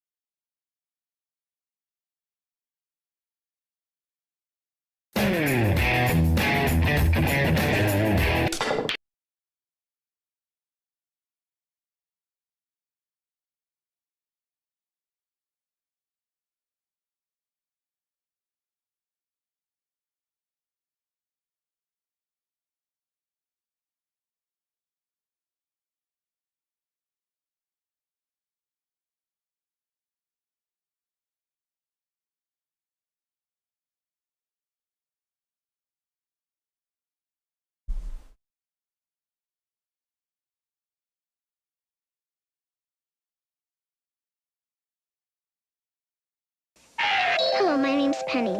I think people shouldn't do drugs. They can make you forget things, like which animals have stripes. And your body might get clumsier, so you can't jump rope as good. Drugs can get you in big trouble. You could go to principal's office or go to jail. Then you can't watch TV Depends what or city eat you're in. pizza. Recess is good. Hamsters are good. Birthday parties are real good. Drugs are bad. I wouldn't do drugs. I just do hamsters, apparently.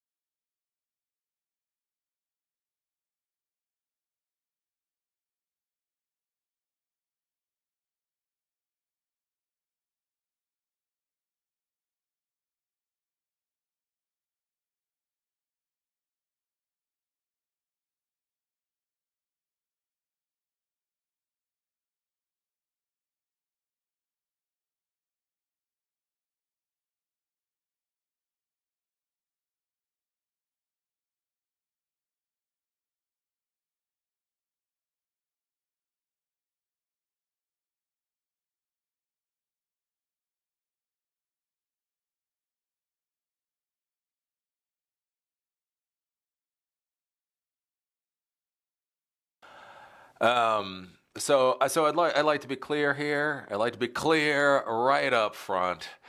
I'm not screaming. I'm not yelling. I'm not emotionally invested in this horse crap.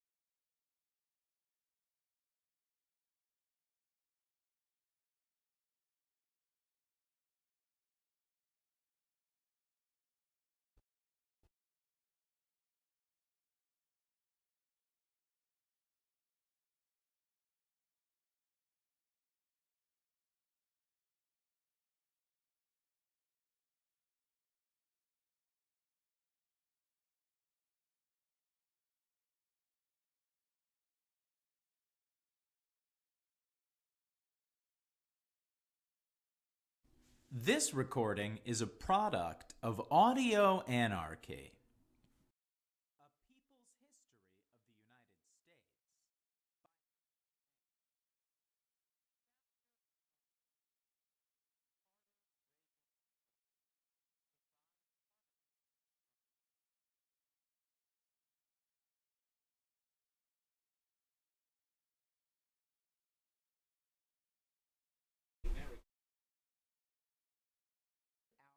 Important national leaders from Jefferson and this recording is a product of audio anarchy. A People's History of the United States by Howard Zinn. Chapter 21. Carter, Reagan, Bush. The Bipartisan Consensus. Halfway through the 20th century, the historian Richard Hofstadter, in his book The American Political Tradition, examined our important national leaders, from Jefferson and Jackson to Herbert Hoover and the two Roosevelts, Republicans and Democrats, liberals and conservatives. Hofstadter concluded that, quote, the range of vision embraced by the primary contestants in the major parties has always been bounded by the horizons of property and enterprise. They have accepted the economic virtues of capitalist culture as necessary qualities of man. That culture has been intensely nationalistic, unquote. Yes, no. Coming to the end of the century, observing its last 25 years, we have seen exactly that limited vision Hofstadter talked about. A capitalistic encouragement of enormous fortunes alongside desperate poverty. A nationalistic acceptance of war and preparations for war. Governmental power swung from Republicans to Democrats and back again, but neither party showed itself capable of going beyond that vision. After the disastrous war in Vietnam came the scandals of Watergate. There was a deepening economic insecurity for much of the population, along with environmental deterioration and a growing culture of violence and family disarray. Clearly, such fundamental problems could not be solved without bold changes in the social and economic structure, but no major party candidates proposed such changes. The American political tradition held fast. In recognition of this, perhaps only vaguely conscious of this, voters stayed away from the polls in large numbers or voted without enthusiasm.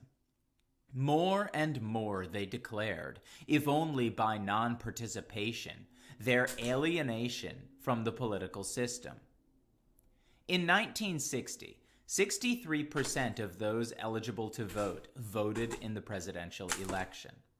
By 1976, this figure had dropped to 53%.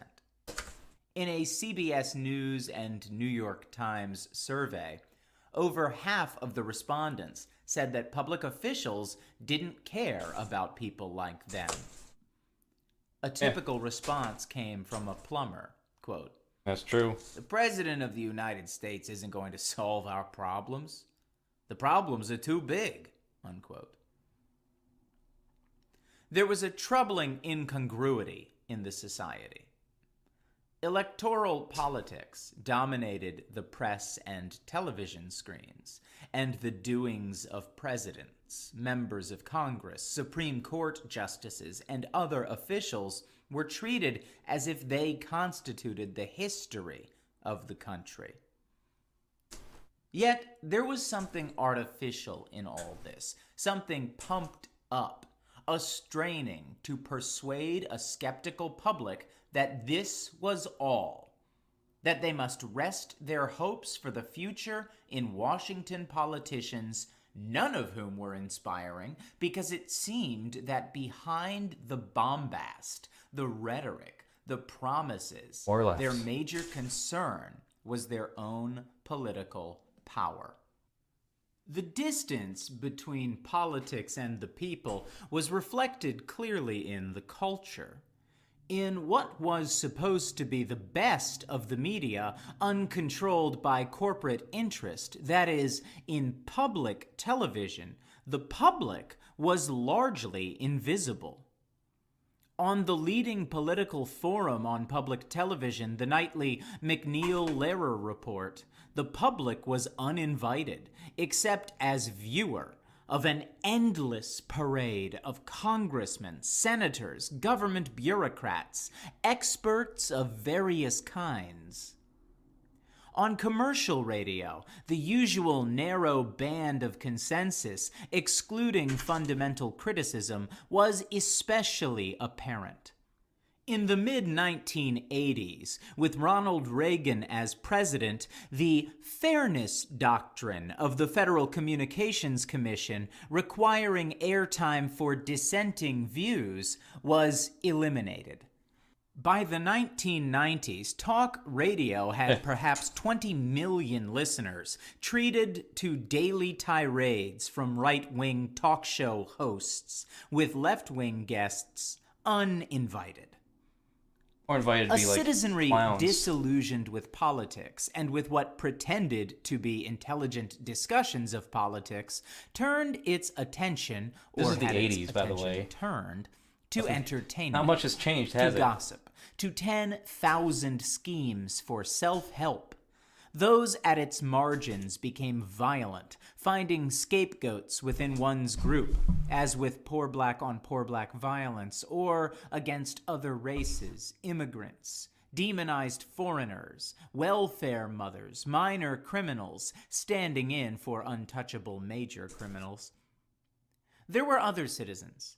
Those who tried to hold on to ideas and ideals, still remembered from the 60s and early 70s, not just by recollecting, but by acting. Indeed, all across the country, there was a part of the public unmentioned in the media, ignored by political leaders, energetically active in thousands of local groups around the country. These organized groups were campaigning for environmental protection, or women's rights, or decent health care, including anguished concern about the horrors of AIDS, or housing for the homeless, or against military spending. This activism was unlike that of the 60s, when the surge of protest against race segregation and war became an overwhelming national force. It struggled uphill against callous 'cause media wouldn't give it political leaders, attention. trying to reach fellow Americans, most of whom saw little hope in either the politics of voting or the politics of protest. The presidency of Jimmy Carter, covering the years 1977 to 1980, seemed an attempt by one part of the establishment, that represented in the Democratic Party, to recapture a disillusioned citizenry. But Carter, despite a few gestures toward black people and the poor, despite talk of human rights abroad, remained within the historic political boundaries of the American Biden's our new system, Jimmy Carter. protecting corporate wealth and power, maintaining a huge military machine Not that doing fucking drained the jack national diddly wealth, shit. allying the United States with right-wing tyrannies abroad. Carter seemed to be the choice of that international group of powerful influence wielders, the Trilateral Commission. Two founding members of the commission, according to the Far Eastern Economic Review, David Rockefeller and Zbigniew Brzezinski, thought Carter was the right person for the presidential election of 1976, given that, quote, the Watergate-plagued Republican Party was a sure loser, unquote. And Carter's nothing replaced job it. as president, from the point of view of the establishment, was to halt the rushing disappointment of the American people with the government, with the economic system, with disastrous military ventures abroad. In his campaign, he tried to speak to the disillusioned and angry. His strongest appeal was to blacks, whose rebellion in the late 60s was the most frightening challenge to authority since the labor and unemployed upsurges in the 30s. His appeal was populist. That is, he appealed to various elements of American society who saw themselves beleaguered by the powerful and wealthy. Although he himself was a millionaire peanut grower, he presented himself as an ordinary American farmer. Although he had been a supporter of the Vietnam War until its end, he presented himself as a sympathizer with those who had been against the war, and he appealed to many of the young rebels of the 60s lip service by his promise to cut the military budget.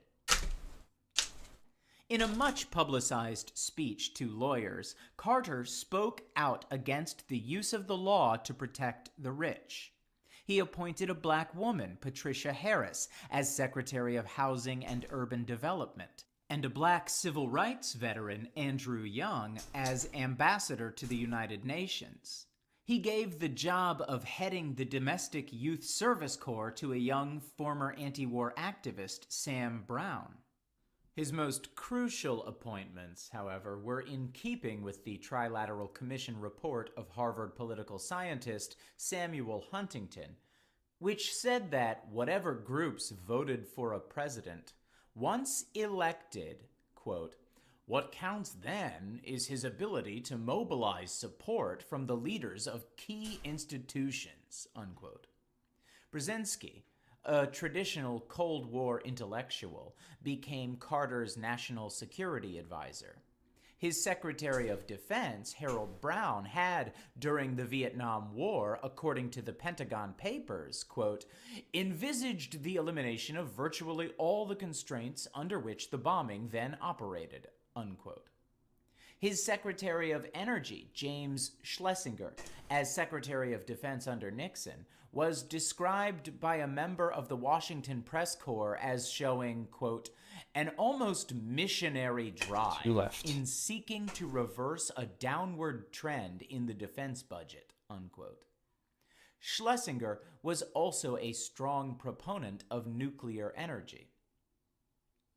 His other cabinet appointees had strong corporate connections. A financial writer wrote, not long after Carter's election, quote, so far, Mr. Carter's actions, commentary, and particularly his cabinet appointments have been highly reassuring to the business community, unquote.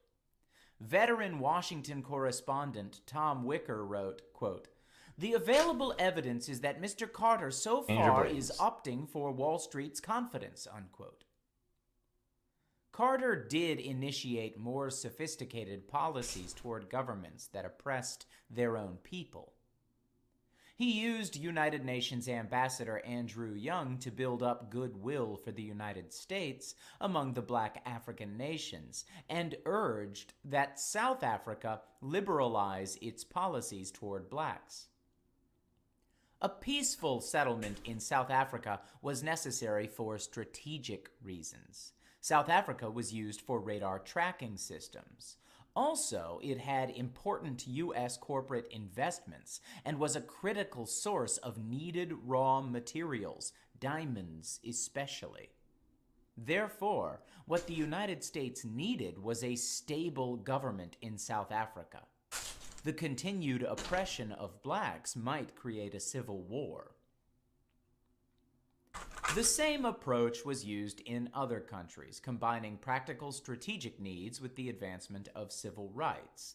But because the chief motivation was practicality, not humanity, there was a tendency toward token changes, as in Chile's release of a few political prisoners. When Congressman Herman Badillo introduced in now I think it's even worse. a proposal that required the U.S. representative.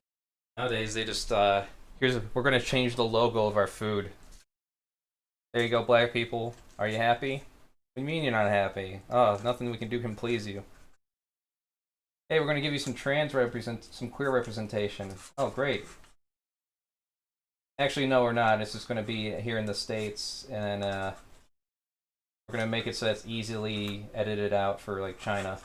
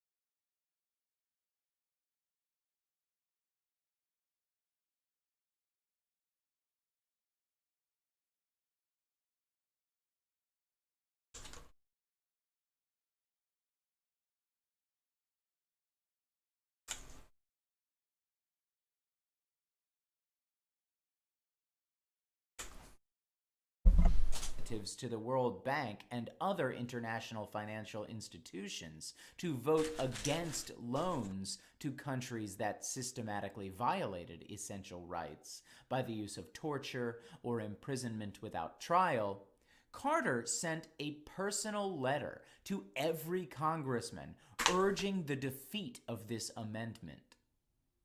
It won a voice vote in the House. All right, what was that amendment? Prisoners. When Congressman Herman Badillo introduced in Congress a proposal that required the U.S. representatives to the World Bank and other international financial institutions to vote against loans to countries that systematically violated essential rights by the use of torture or imprisonment without trial, Carter sent a personal letter to every congressman urging the defeat of this amendment. Of course. It won Naturally. a voice vote in the House, but lost in the Senate.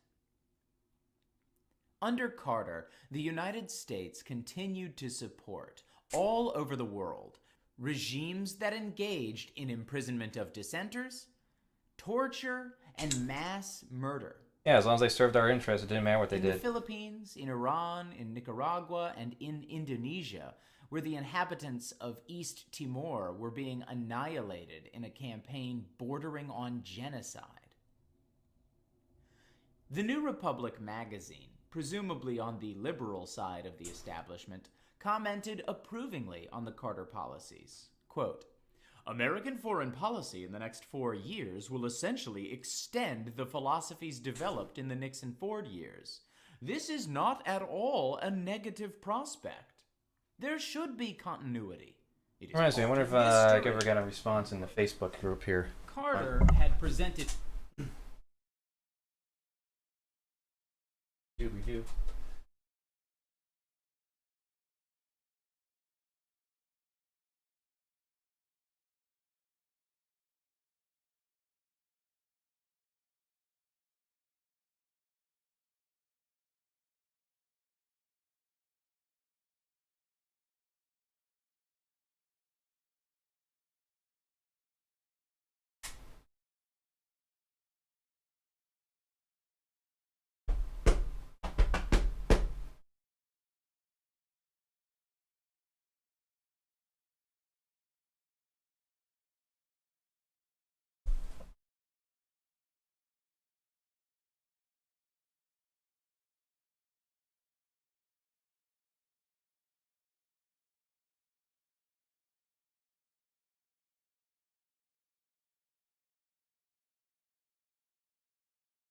Facebook movie.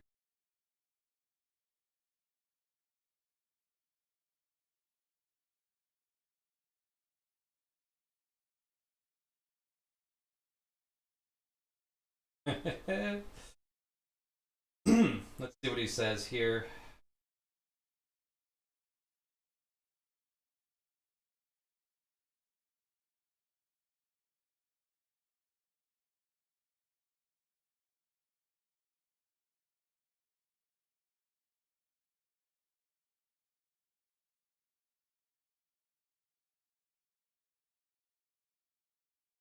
Yeah, this guy's right. I'll probably be better off finishing.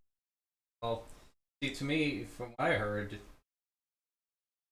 getting 2 pages done and sending it out to agents, pitching it that way, shows that you're busy. If you send me like a completed book with drawings and everything, they're likely just to reject it outright. Like, well, we have no room to correct or anything, I guess.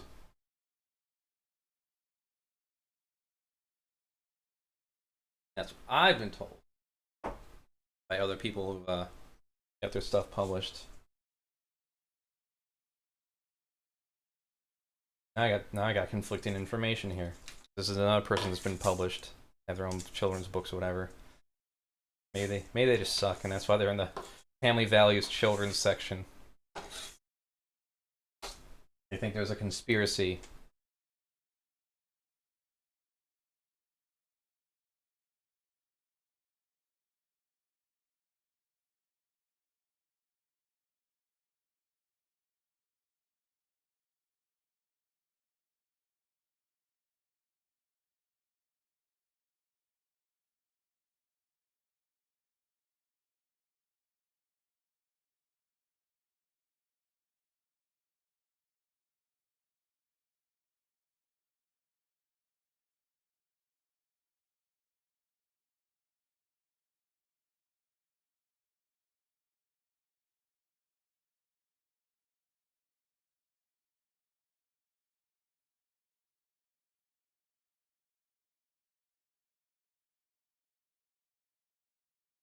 We don't need a better Mark Zuckerberg. We need to abolish Mark Zuckerberg. Yeah, I agree with that too.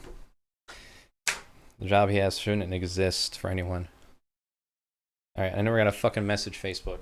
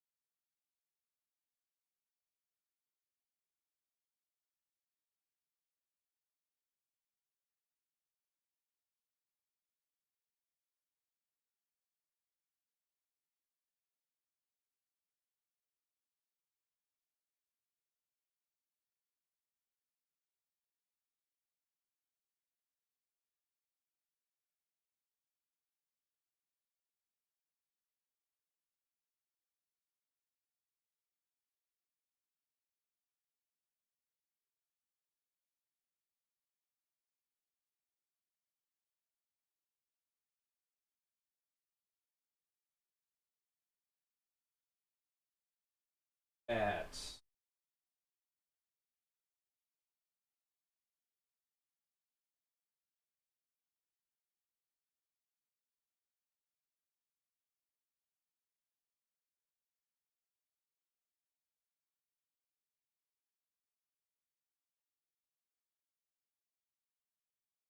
No response to my comment.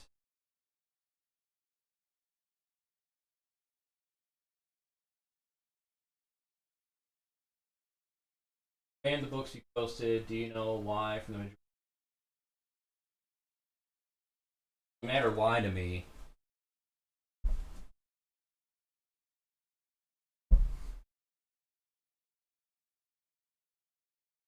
If it's literal pornography, unless it's literal pornography, you're not gonna get me on board with the idea of just outright banning the book. What do I mean by literal? You know, you have to define what is pornography to you. So that would be just straight up, no plot, no story, or very minimal story, and explicit drawn or described images of just sex. Doesn't matter what form it takes. That would be what I considered porn at that point.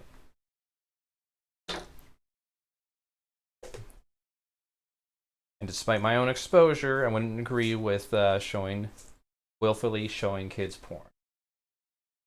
Not good.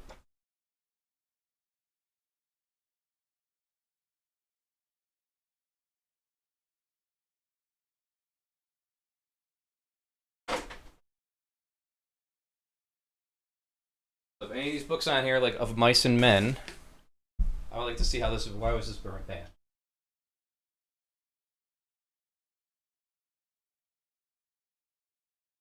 Ew.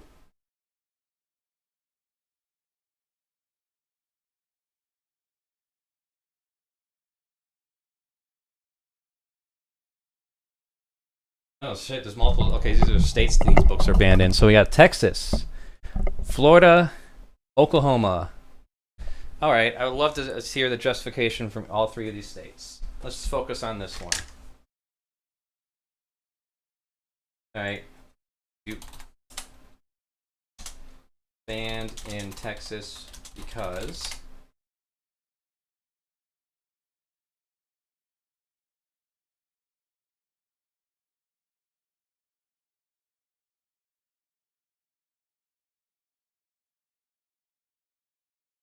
vulgarity, racism, and the treatment of women.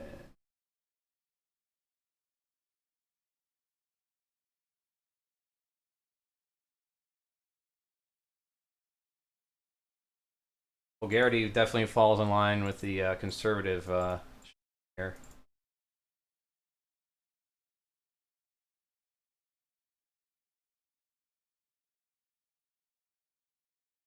Try Flamer.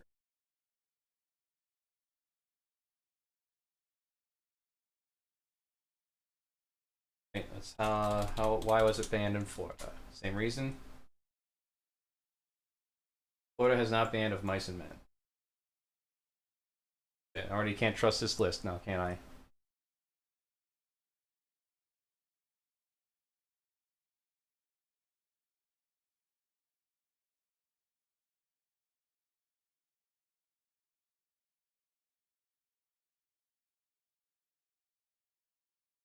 Texas.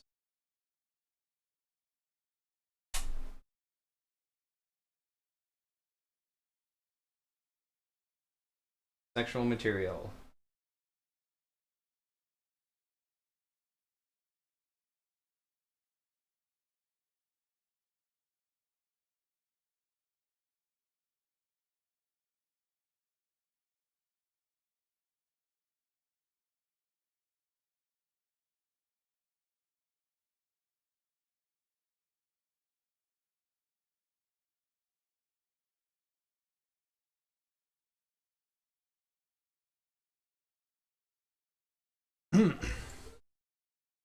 Because sex isn't a part of the human experience, you know. Can't talk about that at all. Can't teach about it. Let's see. Why is this banned? Why is this banned?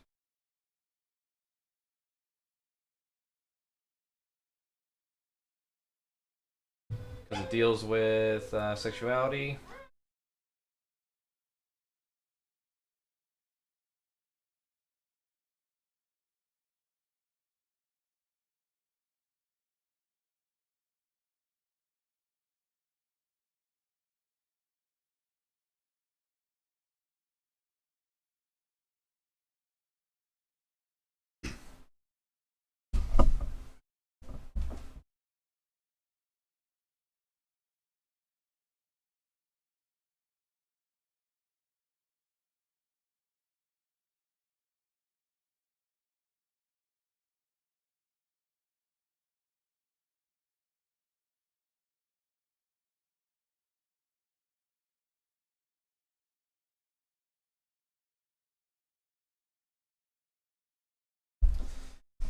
All right, I'll bite.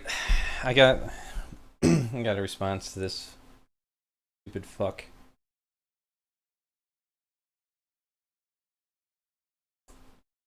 Let's see. Let's reply this directly.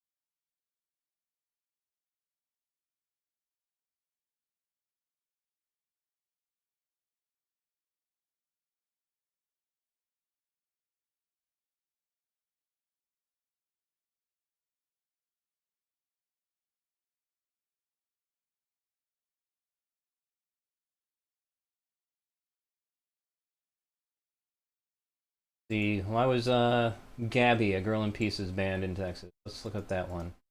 Random book. Banned in Texas.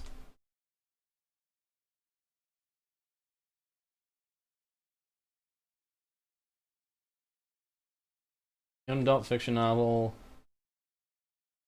I don't know why it was banned.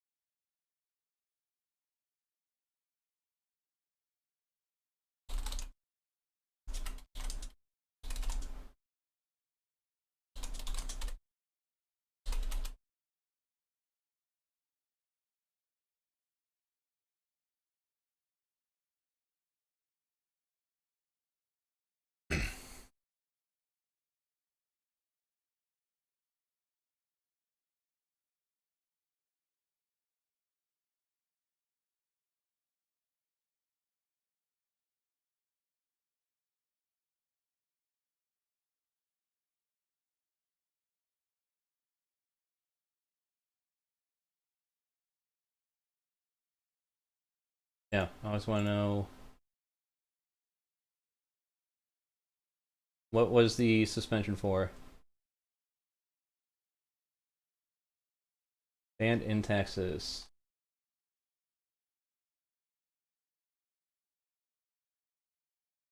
Banned books.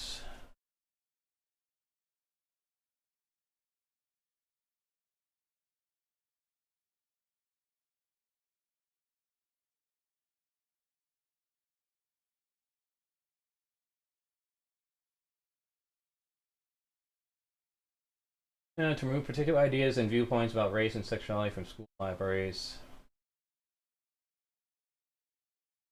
And okay, so this is one of the books.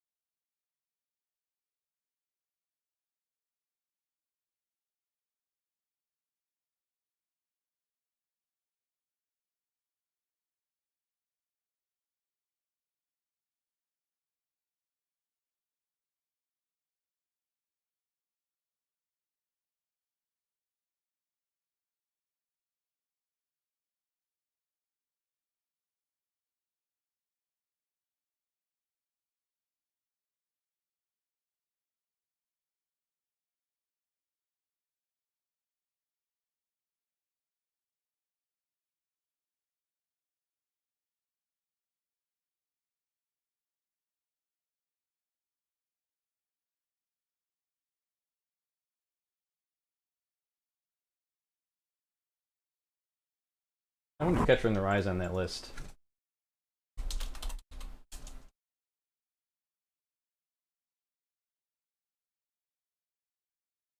Wow, that one was spared the rod.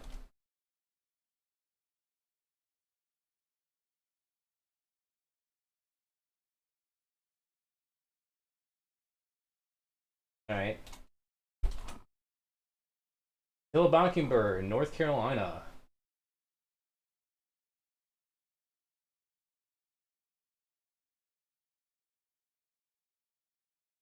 Two states.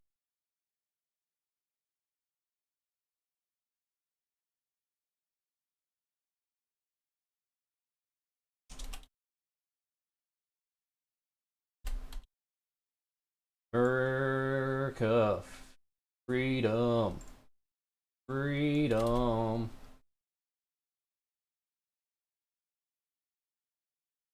I want to know why that was banned. Kill a Mockingbird. Let's do it.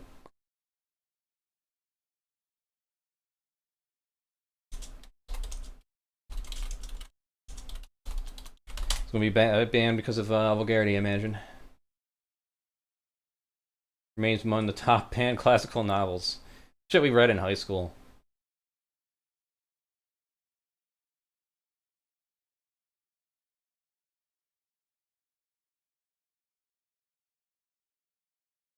I don't know why it's banned now at this point.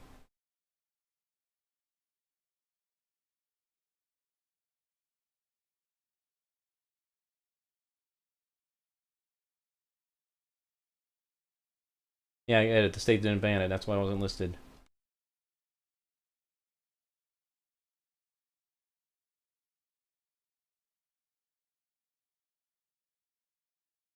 I mean, you get the reasons. You have to look up each individual one.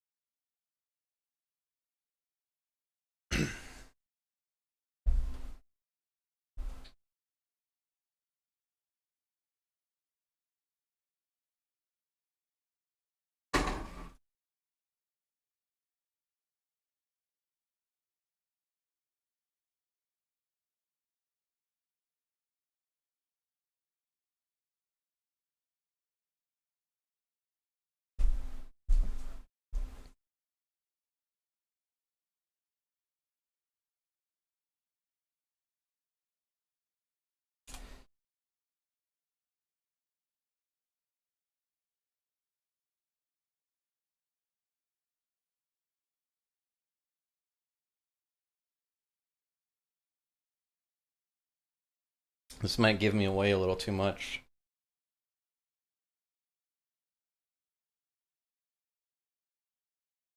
Now I'm going to sit on this.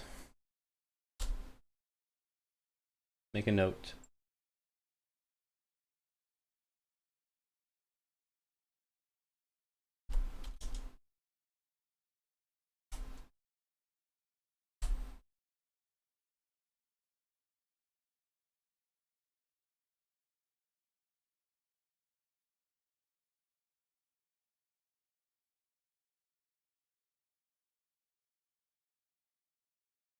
I just want to discuss which publishers to look at right now. So you know what? Probably just leave it.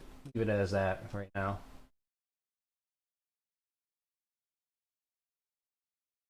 Again, don't want to reveal my power level, right?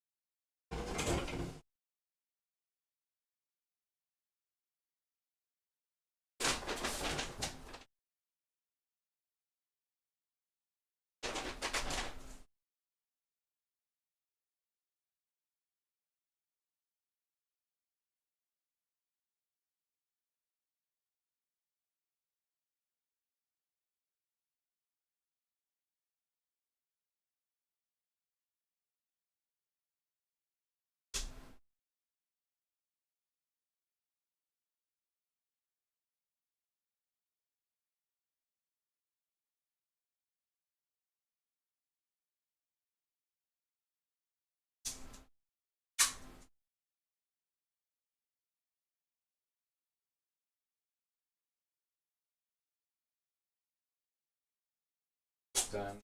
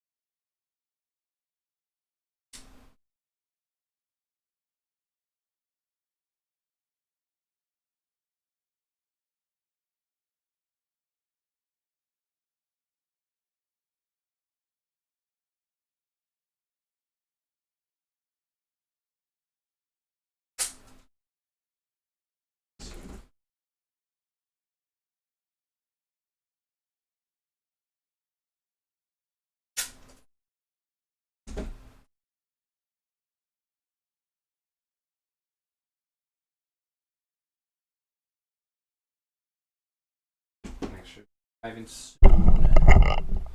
Usually does. On time. Like us.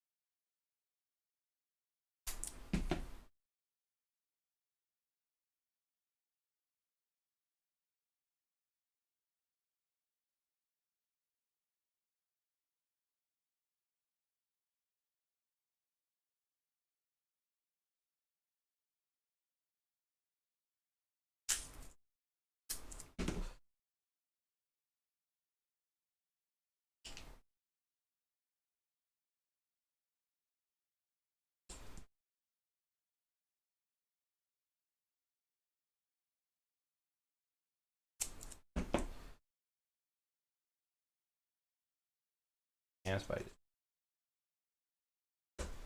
Alright. Not quite.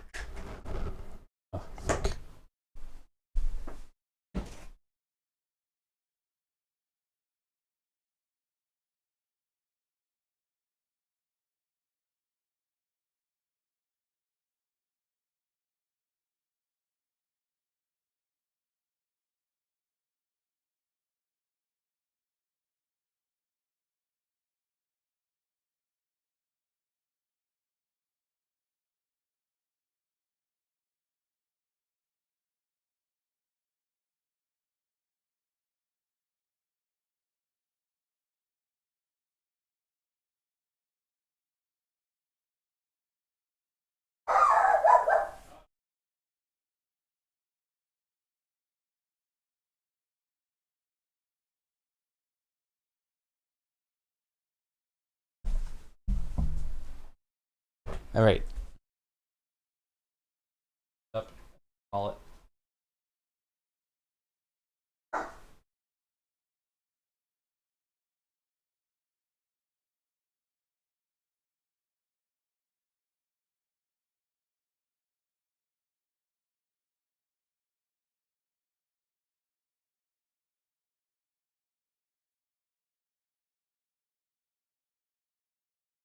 Go. Go. Coming in here for it. Love Max. Love him. You know him. You love him.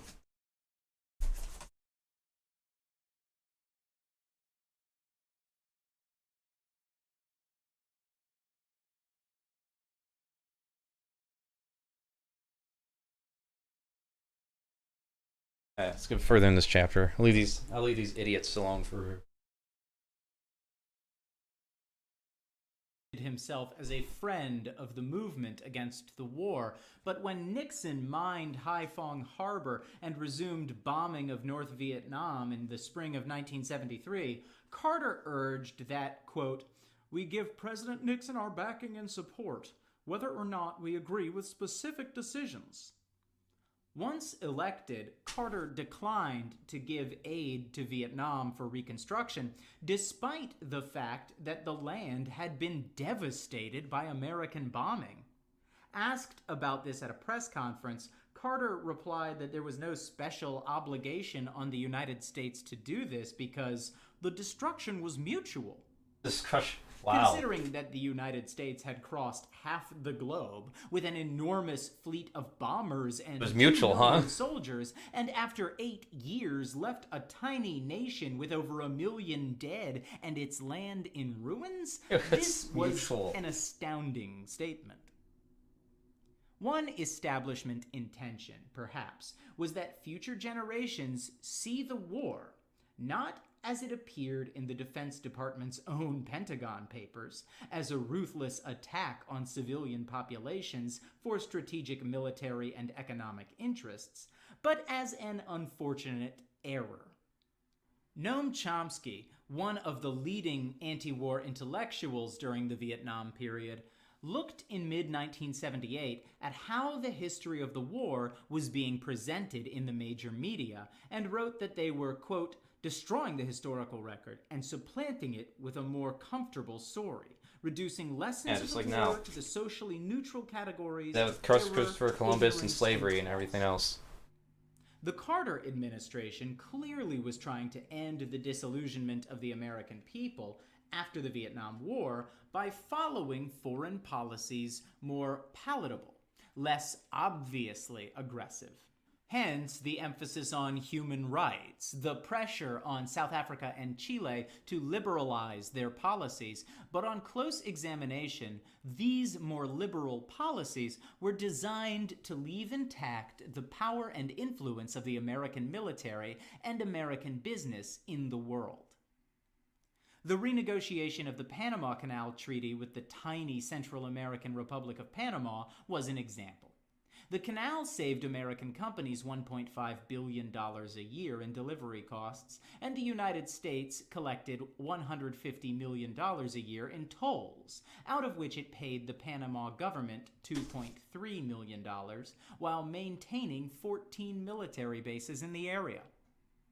Back in 1903, the United States had engineered a revolution against Colombia, set up the new tiny Republic of Panama in Central America, and dictated a treaty giving the United States military bases, control of the Panama Canal, and sovereignty in perpetuity. The Carter administration in 1977, responding to anti-American protests in Panama, decided to renegotiate the treaty. The New York Times was candid about the canal. Quote, "We stole it and removed the incriminating evidence from our history books," unquote. By 1977, the canal had lost military importance. It could not accommodate large tankers or aircraft carriers.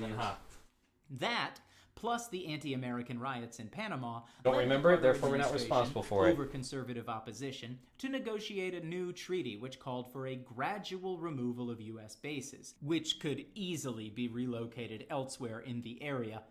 The canal's legal ownership would be turned over to Panama after a period. The treaty also contained vague language, which could be the basis for American military intervention under certain conditions.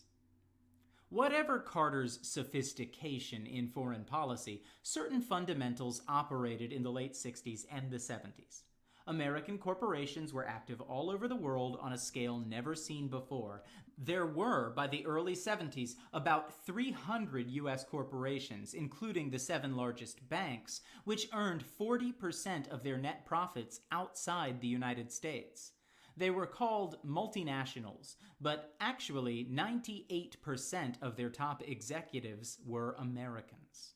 As a group, they now constituted the 3rd largest economy in the world, next to the United States and the Soviet Union. The relationship of these global corporations with the poorer countries had long been an exploiting one. It was clear from U.S. Department of Commerce figures. Whereas U.S. corporations in Europe between 1950 and 1965 invested $8.1 billion and made $5.5 billion in profits, in Latin America, they invested $3.8 billion and made $11.2 billion in profits. And in Africa, they invested $5.2 billion and made $14.3 billion in profits. It was the classical imperial situation, where the places with natural wealth became victims of more powerful nations whose power came from that seized wealth.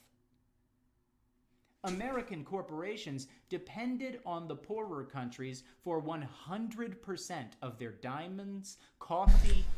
That's why they say, like, communism is great for, well, dictator countries are great for exploitation.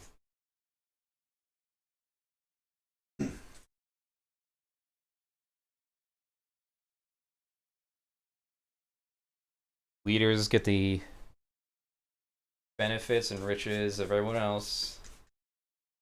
People struggle to make bits. They're mining our resources. Platinum, mercury, natural rubber, and cobalt.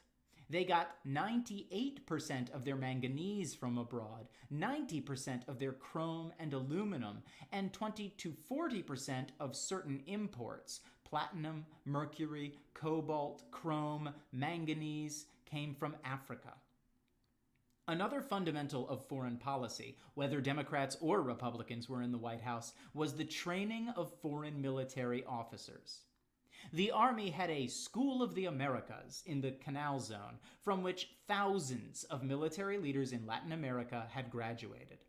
6 of the graduates, for instance, were in the Chilean military junta that overthrew the democratically elected Allende government in 1973. The American commandant of the school told a reporter, quote, "We keep in touch with our graduates, and they keep in touch with us," unquote. And yet, the United States cultivated a reputation for being generous with its riches. I'm gonna call it for now. I'm gonna be back on later. It had frequent...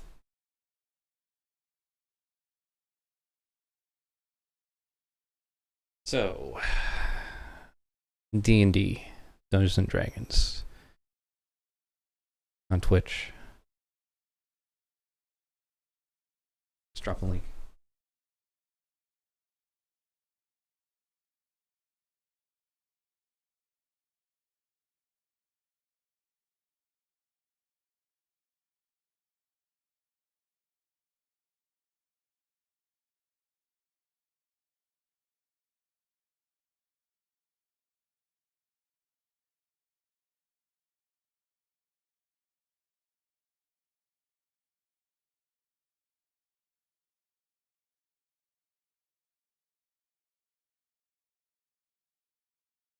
This recording is